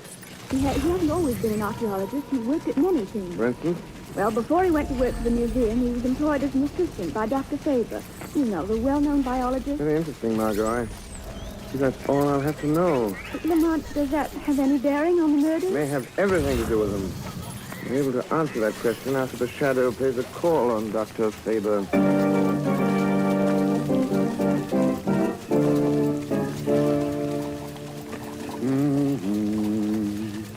Dr. Faber. Eh? What? Who's that? Don't be startled, Dr. Faber. Who are you? I am the Shadow. Are you in this room? I can't see you. I regret that I must remain in the shadows. What do you want? I am seeking information. Well? I would like to have you tell me what you know of Aldous Kent. Kent? Aldous Kent? Well, he worked for me. He was my assistant for several years. Yes, I know that, Dr. Faber. What kind of a man was he? Very efficient laboratory man. Why did he leave your employ? Well, frankly, because he was dissatisfied. Kent was a very moody man. Felt that his work should Alright, be if I'm going more that full way, recognized. I may as well What just... sort of work did he do? He was active in all the routine laboratory experiments. Can you recall what some of those experiments were?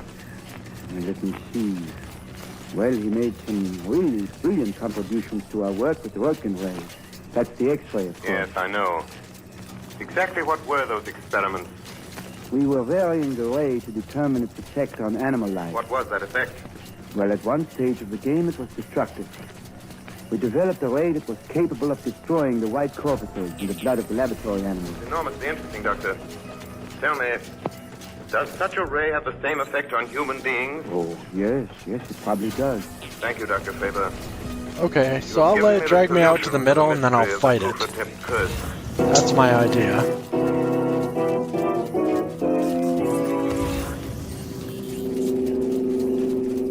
I feel certain, Margot, that the machine of death is concealed somewhere within Kufratep's tomb. But why must you go there tonight? Because I can investigate without danger of interference. There's no time to be lost. Can't you confront Kent with the information you already have? Oh, Kent's a clever man. I'd give him time to destroy the evidence. We could pin nothing on him. Yes, I see. I can uncover the deadly ray and positively identify Kent with it. He can be tricked into capture. Here's the museum. I turn in this driveway. Just caution now. Switch off the headlights. Lamont, I hate to have you going into that tomb alone. It's an eerie-looking place. Nothing will happen to me. Yes, that's what the others thought. The others weren't aware of the real danger as I am. Hand me the flashlight, Margot. Here you are. Yup. Wait, what's that over there among the trees? Yeah, there's someone carrying a lamp. Approaching the tomb. Lamont, who can it be? Wait. I think I recognize him. Yes. The old watchman. Oh, can you wait now until he goes? I'm not sure that he's going. He seems to be entering the tomb. Lamont, isn't it strange after all that's happened that he should dare to enter there alone? Very strange, and I'm going to find out why. Let's need this flashlight, Margot. What are you going to do? It's the shadow who'll enter that tomb, so we'll go conversation with the old watchman. Shall I wait for No, take the car and return home. Stand by for shortwave wireless. I may need your help in communicating a message of vital importance. That's what I thought.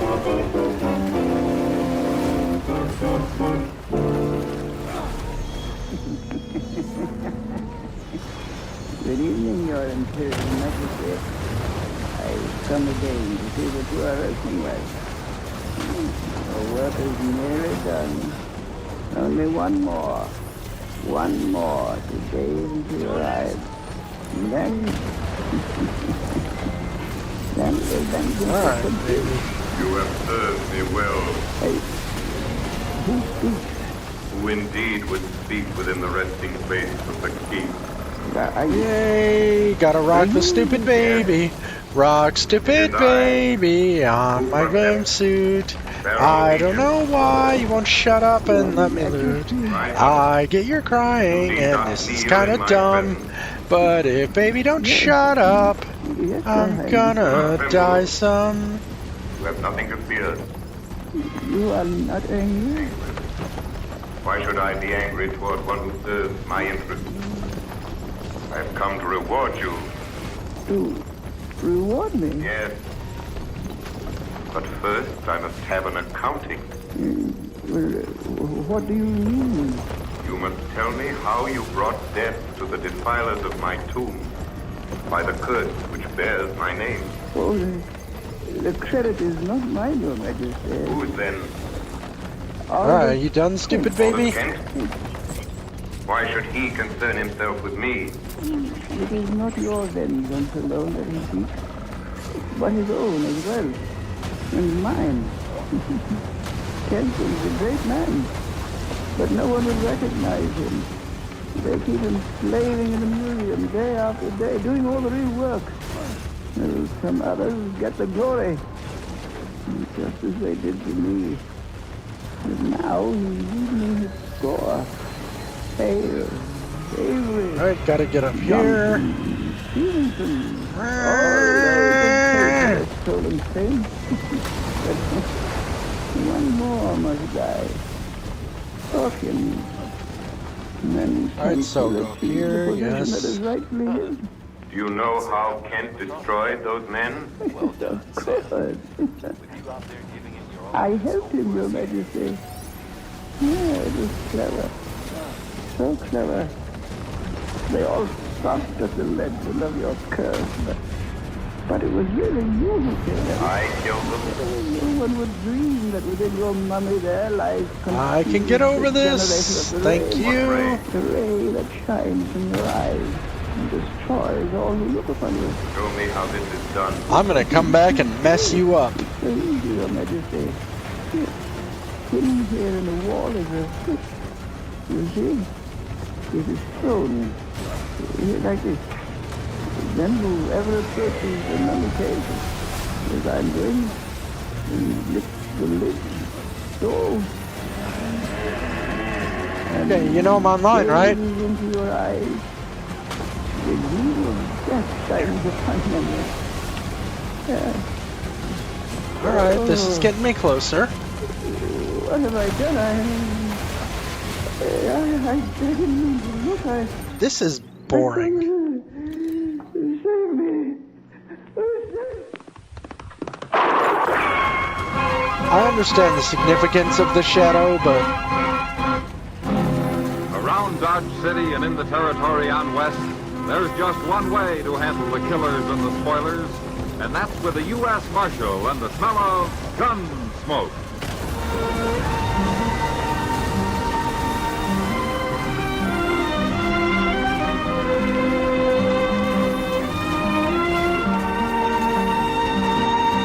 Climbing up, going over a repetitive area. Gunsmoke, starring William Conrad. The transcribed story of the violence that moved west with young America. The story of a man who moved with it. Matt Dillon, United States Marshal.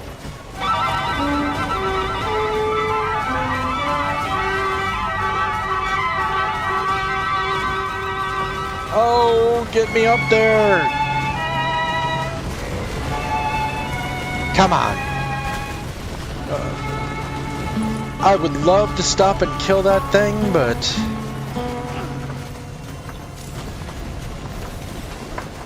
I sure do thank you for that breakfast, Mr. Dillon. Forget it, Jim. My steak. Alright, what do we got, Amelie?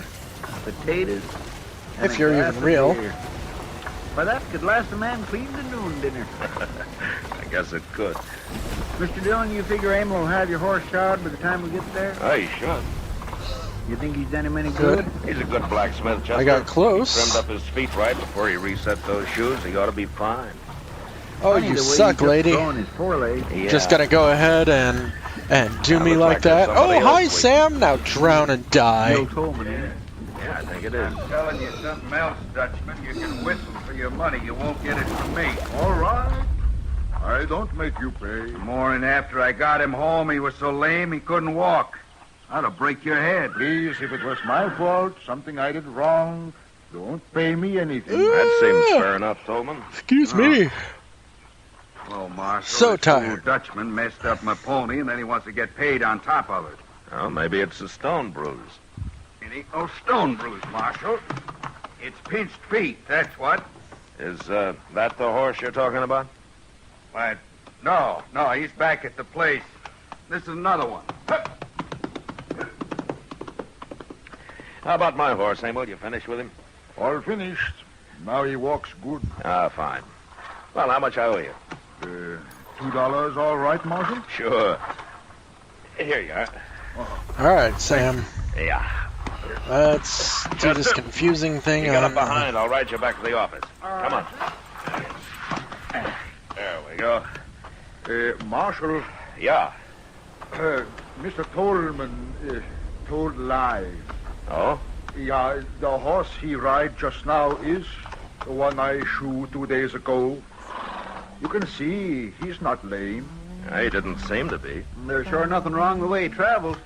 Emil, why's Tolman hoorahing you, huh? Do you know?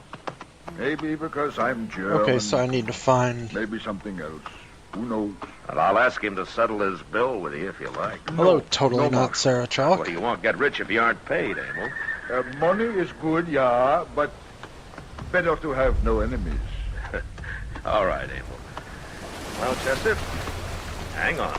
Mercy on us!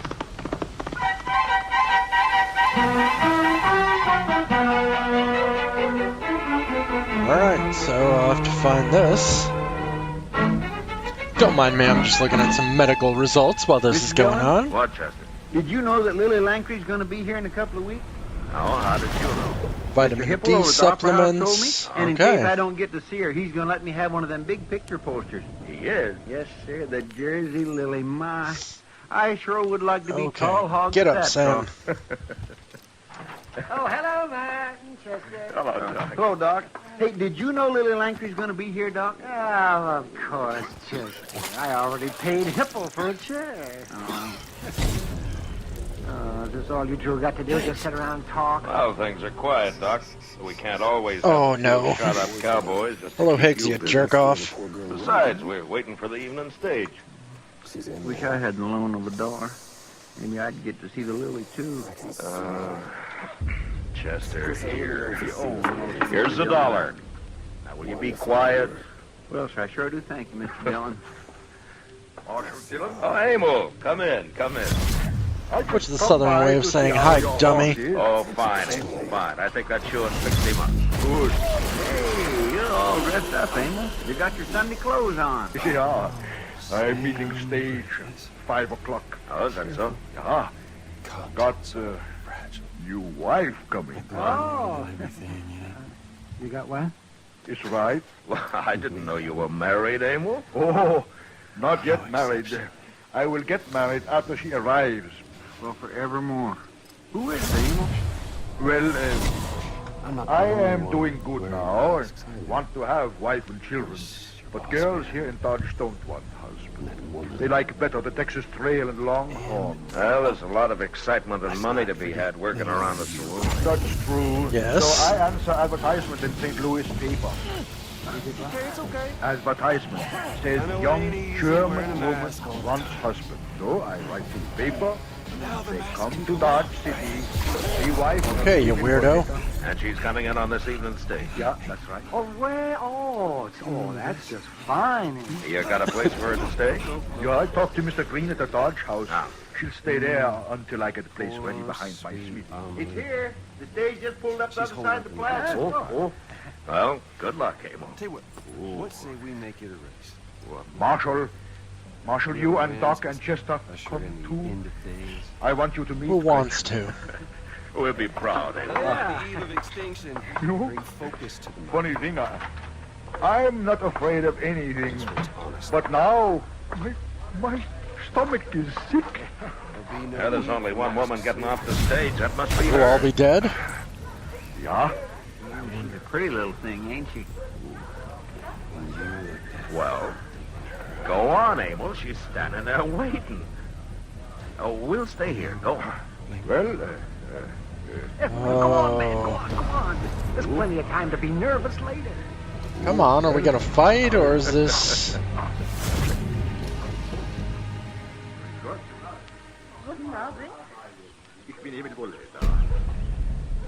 No. Okay. Herr Wohlhäter?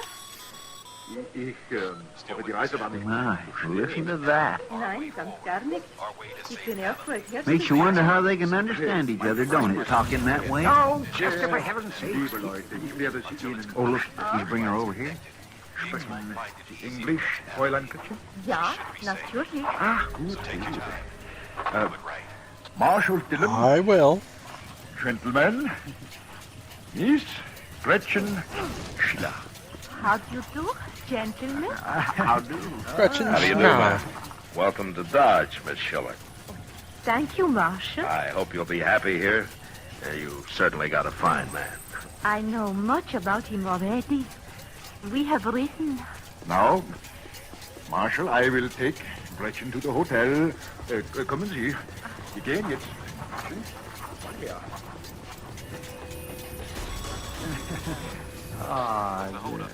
She seems a little scared, doesn't she now? Now, Doc, she took a chance on coming out here. Yeah, well, so did Amos. Bring the Getting site married to a online. mail order bride like buying a pig in a poke. You can't be sure till it's too late. Oh, for the... No. Come on, Matt. This is an excuse for some sort of a celebration. I'll buy you a glass of rye. Remote detonation You grenade too, launcher, something I All don't right, need. Doc, since you're buying. You know, I was just thinking, she's so little and Amos so big, I hope he don't take it into his mind to beat her none. Amel's about the gentlest man I've ever known, Chester. And besides, Chester, men don't always beat their wives. My pa did. well. Sam, set out some glasses and a bottle of rye whiskey. Then when the stage comes in a few minutes ago, I see Fine. where he gets himself a gal bought out of a newspaper. Gil Tolman One again, of them Mr. Dillon. foreigners is Yeah. all we need around here. Now To they my private room. we ought to tar and feather the both of them and send them on their way.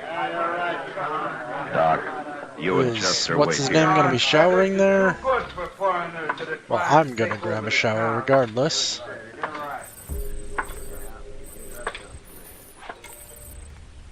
Tolman, how drunk are you? I ain't at all. You talk like a man that's been drinking. Ain't a man allowed to say what he thinks around Dodge no more, Marshal? Not when he's thinking that way, Tolman. This is between Woolhader and me. Has nothing to do with the Oi. law. It's got a lot to do with me, Tolman. Don't Now, care. you drink up and get out. And you take Spooner and Willie here with you. Just a Now, minute. you listen to me. All of you. Woolhader's trying to mind his own business. And if there's any trouble, I'll know who started it. And he'll go to jail. You saying you're gonna lock me up? Tolman, if Emil Woolhader ever gets mad Oh, enough, he'll kill you with his grab bare some hands. PCCs? Now leave him and his girl alone. Girl. Why, she's probably nothing but a little... All right, Tolman. You and Spooner carry Willie out of here. Okay, Marshal. We'll go. Just remember, I got a score to settle with that blacksmith. Okay.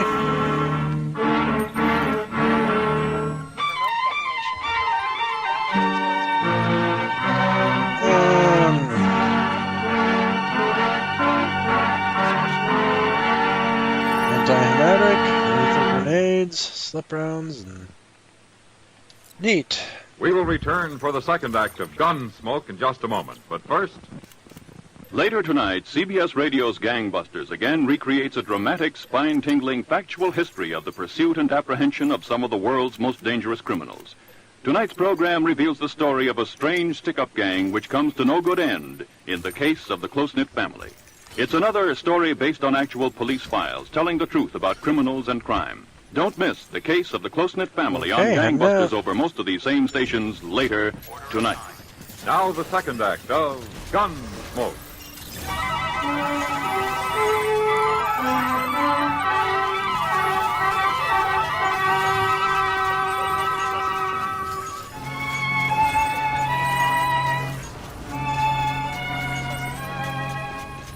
By the end of the next week, Emil Woolhader had finished fixing up a little room out behind his smithy. And the week after that, he married Gretchen Schiller. On their wedding night, they made quite a picture, standing there by the fire out behind the smithy. The great giant of a man and his tiny little bride, smiling and happy. Doc had come along, too, and he was busy with his fiddle. People were laughing and eating and drinking. Somebody had brought along a barrel of beer, and there were hard-boiled eggs and pickled pig feet, roast chicken, and smoked beef. Some of the women had brought sugar cakes and dried apple pie, and some of the men whiskey. It was good fun, until Tolman and his sidekicks arrived. Well, I didn't think he'd show up here, Mr. Dillon. No, neither did I. Where's the dance? I'm kind of drunk. Yeah, so are Willie and Spooner. Willie, go find yourself a gal. You too, Spooner. Me, I got one waiting. I'm gonna dance with this little old gal. How about it, Mrs. Woolhader? Amy? Come on, gal, dance. He don't care. Amy? We are all friends here. But Nobody's dancing Doing right okay. now, Tolman. Why don't you forget it, huh? Well, if it ain't the marshal. You are welcome here, Mr. Tolman. There's food on the table. Oh, are we going to be I going want into the nothing to past, or am I going to have a big monster to kill? What do we got going on? Got that Whoa. fiddle playing. Come on, you. We're gonna dance. Maybe you drink too much to dance. Don't you lay a hand on me. Why don't you just go home, Tolman, and sleep it off? Me and Gretchen's gonna dance, that's why. Come on. I'm sorry to do this, Mr. Tolman. Put me down, but now we put you in the water trough. Put me down. We walk. You stupid ox. Put me down. All right. There you go.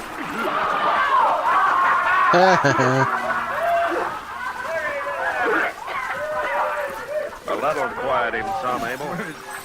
Better than hurting him, I think. You filthy Dutch. Oh, I'm getting a lot of crystals I'll doing pay you this. back for that. Come on, Willie. Sooner, let's go. Everybody, have fun. No troubles on wedding night of Gretchen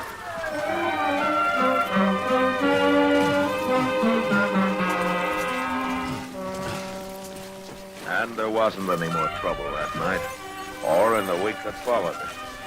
I kept my eyes open, but there was no sign of Tolman or his 2 wranglers, and Dodge was pretty peaceful.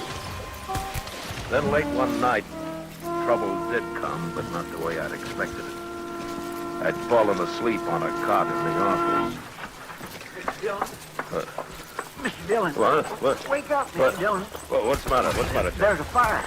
What? It's a blacksmith shop. I come as quick as I could. Well, is it bad? Yes, sir. A bunch of the men are out there now.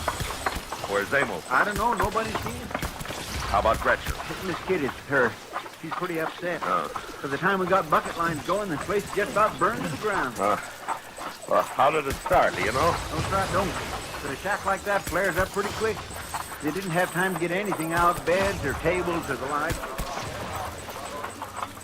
Well, there doesn't seem to be much left but a pile of coal. So there ain't. Oh, there's Miss Kitty. Over there. And Gretchen. Yeah. Oh, Matt. Mrs. Woolhater. Kitty. Oh, Marshall. He's gone, all gone. And Emil worked so hard. Now, it's going to be all right, Miss Woolhater. Ow. Kitty, why don't you take her on over to your place? Huh? That's a good idea. Come on, honey. Oh, no, I can't. Emil will Hello, get back. stupid He baby. will. Stupid The babies Marshal need can the tell him most where you love of are. all. Where is your husband, Gretchen? He was called away Oh? When? a few hours ago. Okay, continuing on. Said he was Losing Well, Flynn. who was it? He was going to men who came our wedding night. Oh, she means the night of the chivalry match. Yeah. Still not sure what I'm Must have supposed to be been seeing over here. Yeah, that's right. Gretchen! Gretchen, Liebchen, bist du verletzt? Oh, Emil. Oh, God. He was so long Amo, it burns too fast. The men couldn't get water to it. Yeah, I know, Marshal. I've heard, but Gretchen is safe. That is Gross. I'm going to take her with me, Mr. Woolhater. You're very kind, Miss Kitty. Right now, she needs a woman. Come on, Jack. Yeah. Oh, Marshal, I think somebody set that fire. Well, why do you think so, Amo? Somebody wanted me away Get from up. my place. So he told me I was needed down the trail towards Willow Bend. But there was no team of horses with thrown shoes. So maybe you just missed him in the dark. Well, didn't the man who came for you wait to lead you back? No, he rode on. By the time I dressed, he was gone. Did you know him, Amo? Yeah. It was the man Spooner. He works with Tolman. Now, he works for Tolman. Yeah, and Tolman's just mean enough to do it. He is. Look, Emil, if you'll say that Tolman did it, I'll have him in jail that morning. No, Marshal.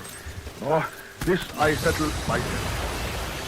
I won't have any killing, Emil. No, there will be no killing, Marshal, but for the first time, I am getting very angry. Not so much for me, but for little Gretchen. Oh, what are you going to do? I will wait. And when I see Tolman, I will teach him lesson.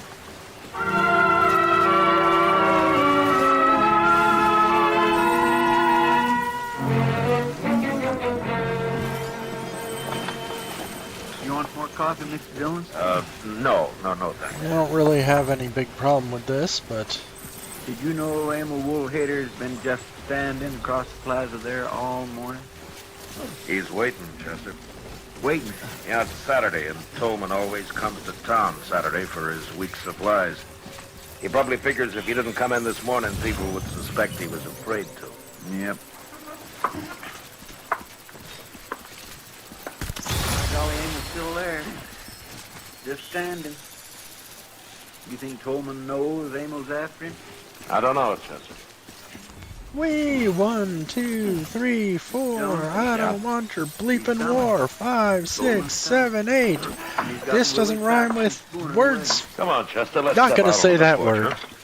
I think we need a little air. Not gonna be very family friendly there, is it? Not very child friendly. We don't want to play with slates. Look at the three of them. Walking right down the middle of the pile. Yeah. Tolman. Nobody wants to play with Kate. Why, sure, Marshal.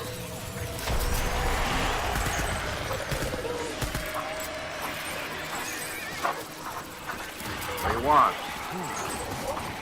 Foreman? Crazy Dutch. All right, Tolman, you and your men drop your guns. Well, now, wait a minute. Drop them, I said.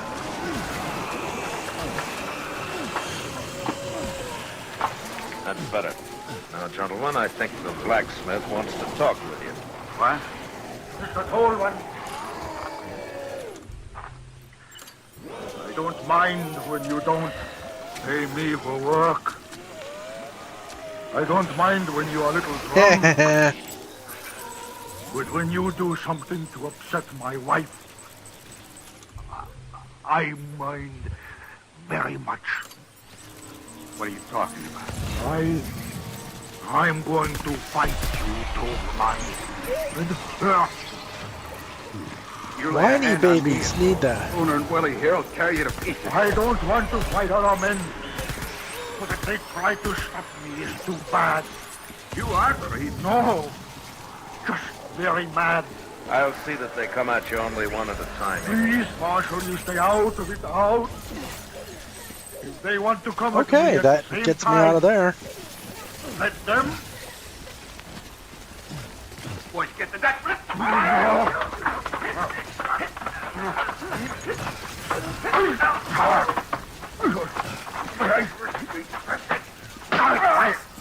Yeah, I didn't think it would last.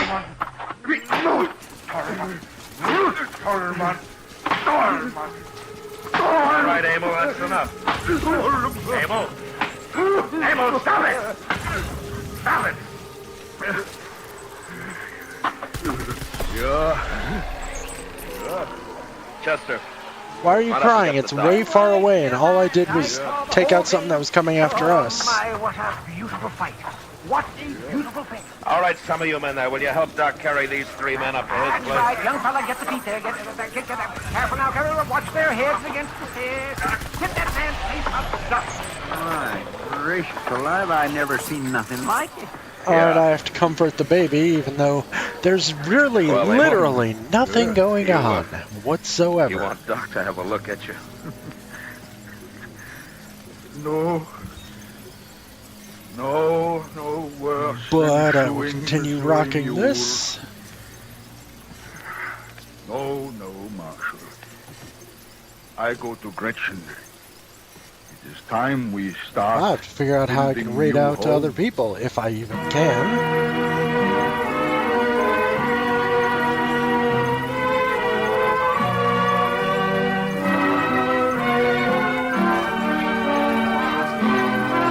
Alright, baby. Let's just, because I see more things up there, let's just go ahead and get you all perfectly happy, because we're going to have to walk through you being very, very stupid. Tonight's story was specially written for Gunsmoke by Mr. McDonald, with music composed and conducted by Rex Corey. Featured in the cast were John Daner, Gene Bates, Vic Perrin, and Luke Krugman. Harley Bear is Chester, Howard McNear is Doc, and Georgia Ellis is Kitty. George Walsh speaking. Join us again next week as Matt Dillon, U.S. Marshal, fights to bring law and order out of the wild violence of the West in Gunsmoke. When rustlers are on the loose, Gene Autry isn't long getting on their trail, tomorrow night on most of these same CBS stations. Don't miss Gene's adventure titled Maisie's Boys, and a hard lot you'll find them, too. It's the Gene Autry Show with songs by the Melody Ranchers and Adventure 2 Shut up, tomorrow baby. night at the Star's address. Stay tuned now for Gangbusters, which follows immediately over most of these same stations.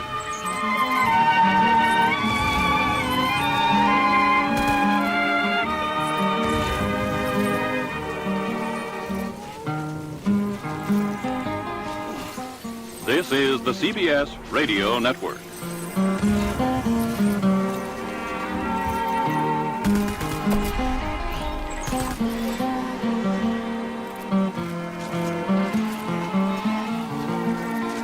Start crying even though it's nowhere near us.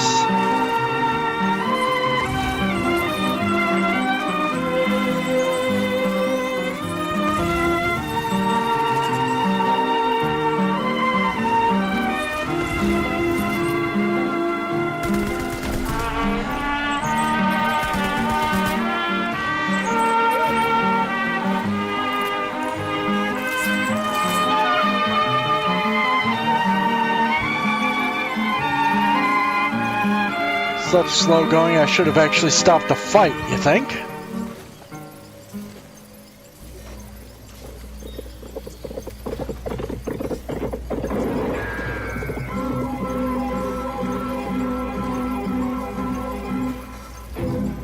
Around Dodge City and in the territory on West, there's just one way to handle the killers and the spoilers, and that's with a U.S. Marshal and the smell of gun smoke.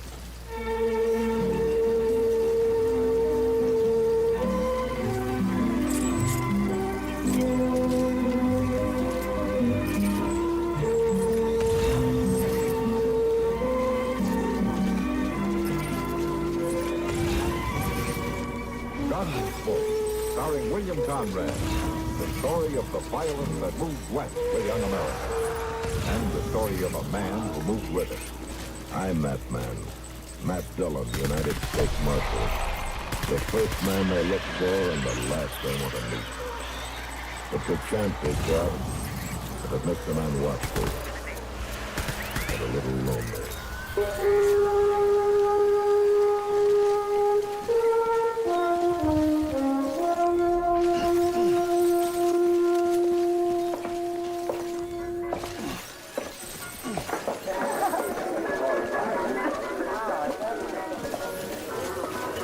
Finally, Hello, stranger. Evening, Kitty.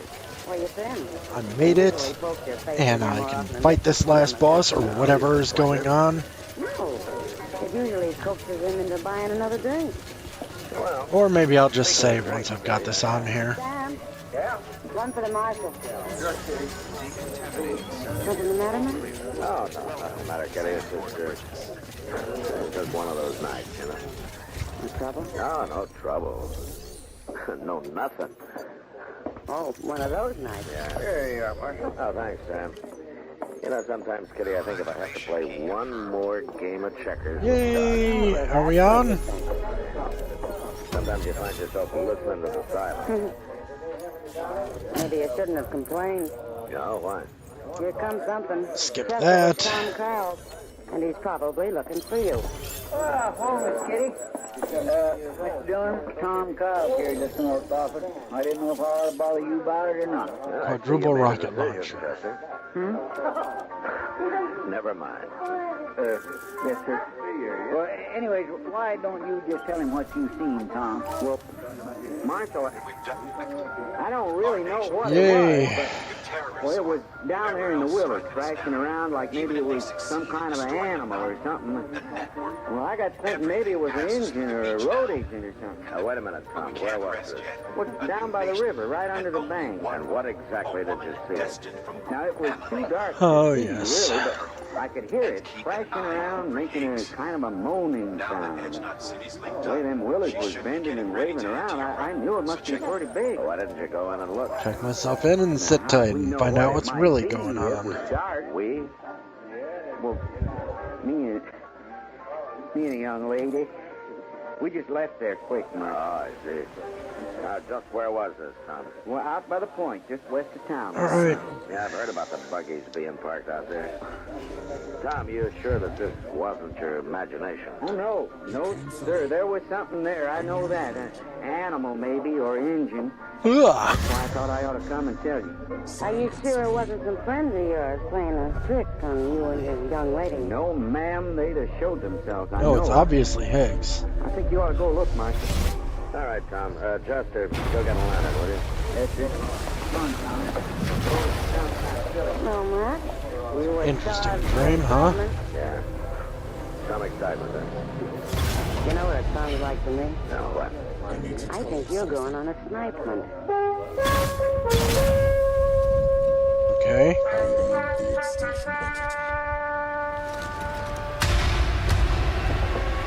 Over this way, Master. Yeah, we know that. It's a fine thing to get a man out of bed for. And he said there was a moaning sound. You might be needed. Probably some blame drunken cowboy. You had nothing Oh, better what's to going do. on out What there? about sleeping? It's near midnight. You're always complaining about not being able to sleep anyway, Doc. Contact imminent. Right down there, Marshal. Combat preparations strongly advised. Repeat. Contact with unidentified entity imminent. I don't see anything now, but it was right down here. All right. Chester, bring a lantern, huh? Yes, sir. Where we're going to get wet feet. Well, I guess it's fighting time. Like this. Over here, Chester.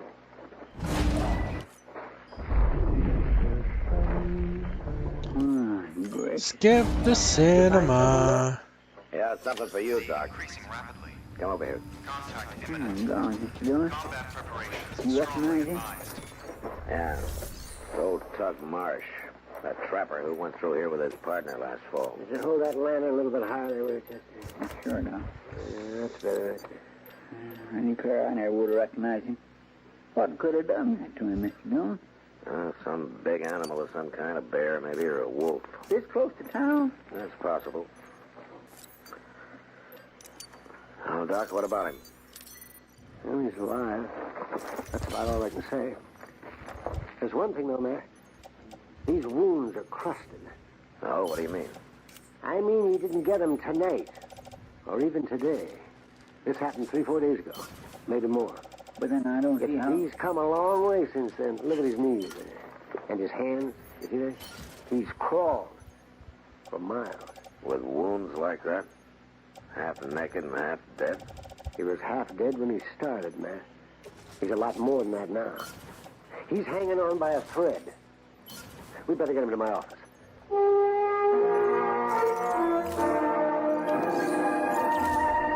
All right, let's go fight.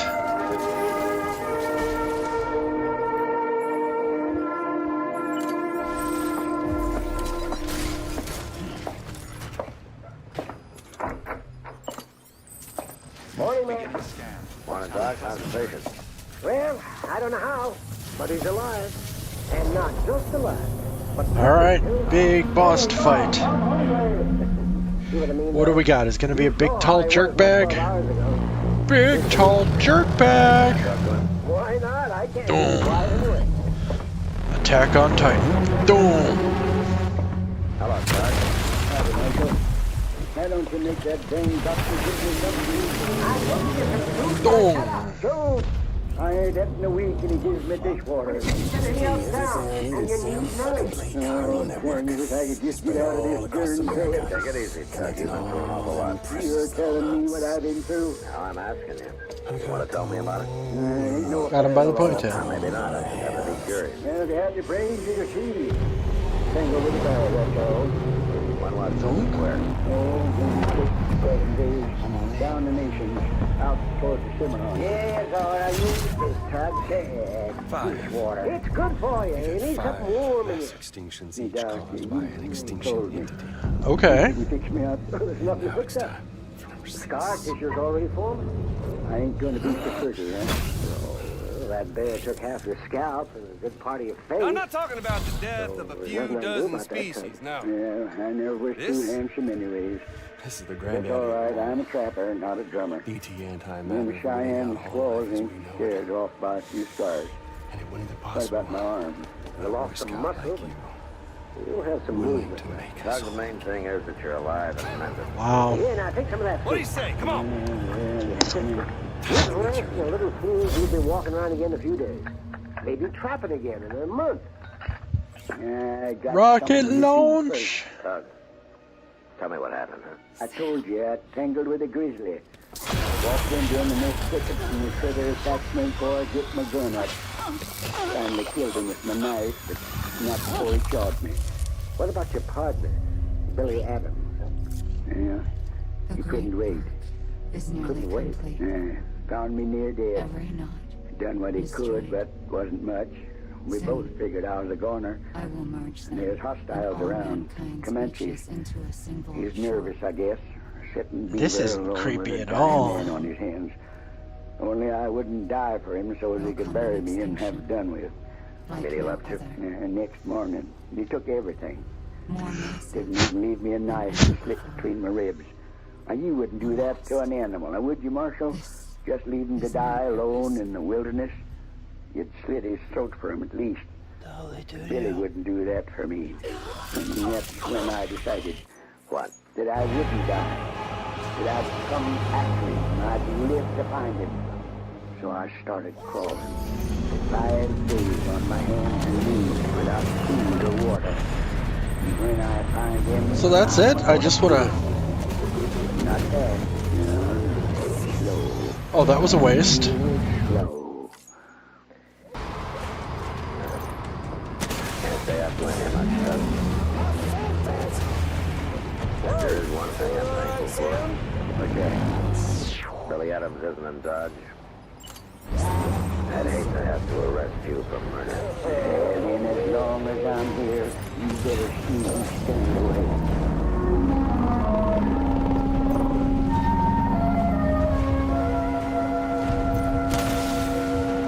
Don't you just love this song?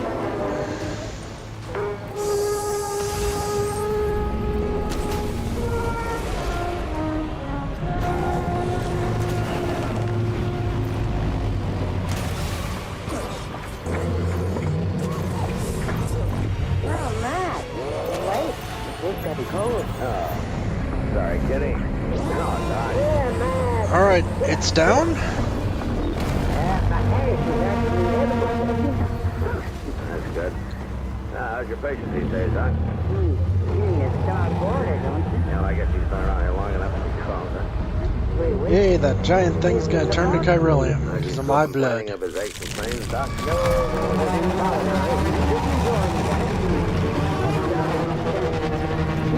Well, he doesn't have anything left, Kitty. I've seen him walking around town a couple of times, Doc. He seems almost back to normal. Well, yes, considering everything, though, it has been a miraculous recovery. You know, I'm kind of surprised he doesn't want to be getting on about his business. Well, the truth is, Yes, he does. it's gonna fall down. He's staying here on my orders. Yay, target's Medical eliminated. reasons, or you trying to slow him down?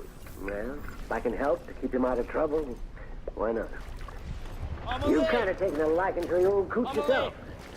Haven't you, man? Yeah, I'm afraid I have, Doc. What kind of trouble are you talking about, Doc? The kind a man gets into when he's bitter about something. You mean Billy Adams? Yeah. Maybe we could keep Tug here long enough he could cool down, Kitty, but I don't know how long Doc can afford the expense. Yay! Yeah, what is it? You know who just rode into town? He's down at my premises right now. Oh, who? Billy Adams. It is. Just goes to show you I'm not as smart as I thought. I got that Tug package. That's Billy Adams who's going to be sent packing, All that Doc. for repatriation. And right now.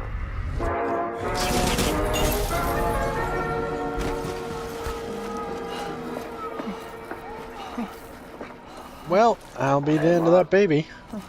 Oh. Hello, Marshal. Well, we'll He's pick out this back up when you're done doing dying. his horse, sir. You didn't tell him anything about I'll see you on the beach for the being here grand finale. alive. Wasn't my business to, Marshal. Okay then.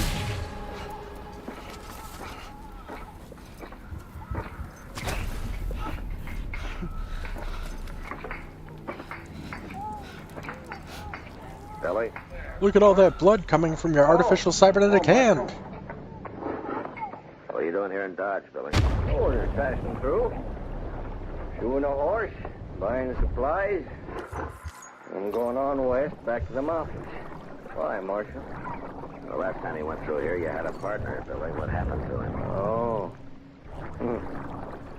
I didn't know anybody in Dodge heard about that.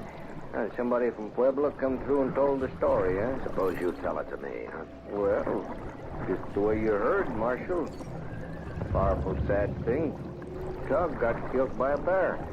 He got caught in a thicket with a big grizzly. A little person I don't know. No, he lasted till next day. Well, nothing I could do for him, though. He was clawed so bad. Oh, so you buried him? Oh, that's it, huh? Somebody found the body. You know, I felt bad about that, Marshal. I didn't have time to bury him. There was Comanches snuffing around, and I had to get out of there quick without no fuss or no noise, so... Come on, Mr. Lager. I left him in that thicket. I figured he'd be just as safe there as in a shallow grave, what was left to him. Besides, Tug, he didn't put much stock in ceremony. You made just one mistake, Billy. What? You should have made sure he was dead. What do you mean, Marshal? He's alive. Right here in Dodge. He is? Oh, I'm right glad to hear that. Fine. Oh, I really am. I'm not so sure you will be, Billy. Maybe Tug didn't put much stock in ceremony, but he's sure looking for you. Kaiser Bunny. Yeah, I guess he would be. And my advice to you is to get on that horse and ride. Well, no, I couldn't do that, Marshal. Why not? Well, I got to see him. I got to explain. Look, Billy, I don't care about you, but I don't want to see Tug up for murder. Or see him shot down in No, Marshal, it wouldn't be like that. I think maybe it would. And I'm telling you to get out of town now. All right, Marshal. I'll oblige you. I'll camp just outside town. Just west. You tell Tug that, huh? You tell him I'll be waiting right there for him. No. Oh, there's things we got to talk about. Creepy. Marshal. There's money I owe him for his split of the furs and all. Not tell him nothing, Billy. All right. What do I got now? Hork. We was partners, Tug and me. And friends, even if he was a lot older than me. Now, I guess this here is something that's got to be settled between us, one way or the other. I'll be waiting.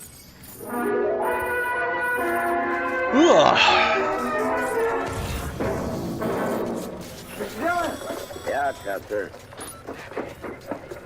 Did you see Billy? Did you tell him? Yeah, I told him. Well, the whole town's outside, Mr. Jones, holding their breath to see what's going to happen. Chester, you didn't tell him. I didn't have to tell nobody. Plenty of folks seen him riding right down Front Street. And I suppose Tug knows. I don't know. He's up there, Doc. Is that where you're going? Yeah. You reckon there'll be a shooting, Mr. Jones? I got a lot of this stuff and a lovely bunch of coconuts. Bum. Are they all standing in the row? Now, wait a minute. You let go of me. Now, wait. Oh, Matt. Oh, I'm glad you're right. Now, don't try to stop me, Marshal. Get out of my way. I see you've heard the news. Yeah, I heard all right. Ain't nobody going to stop me. You don't even have a gun. You're going to tackle him with your bare hands? Maybe you will. I could break him in two. Well, he's got a gun, so maybe you better think it over, huh? Nothing you can say is going to stop me, Marshal. Now, wait a minute, you obstinate old fool. Billy was your partner. He was your friend, so he deserted you. All right, maybe you got a cause for a grudge. Maybe. All right. But what good's it going to do for one of you to get killed just to satisfy your need for revenge? Tug. Yay. He wants to give you your half of the profits from the furs and trapping outfit. Thank you kindly. You talked to him? Yeah, I did. And he told me his side of it. He thought you were already dead. Yeah, that's a lie. Maybe it is. But he seemed mighty surprised that you were alive. Yeah. And he was glad, too. Glad? I bet. It's true. And he wouldn't take my advice to run away. He's waiting for you outside town. He told me to tell you that he wants to see you, Tug. Yeah. I'll see him all right. Soon as I get me a gun. Tug, isn't there anything I can say that'll stop Ain't you? none of your business, Marshal. I got a right to go after him, Ada. Yeah, I guess maybe you have. All right, then. I'm going to find me a gun. Maxwell, what are you going to do? Not much I can do, Doc. Email to read. We'll tangle sooner or later. I'm just going to be there to see that whatever happens, Yeah. happens fair.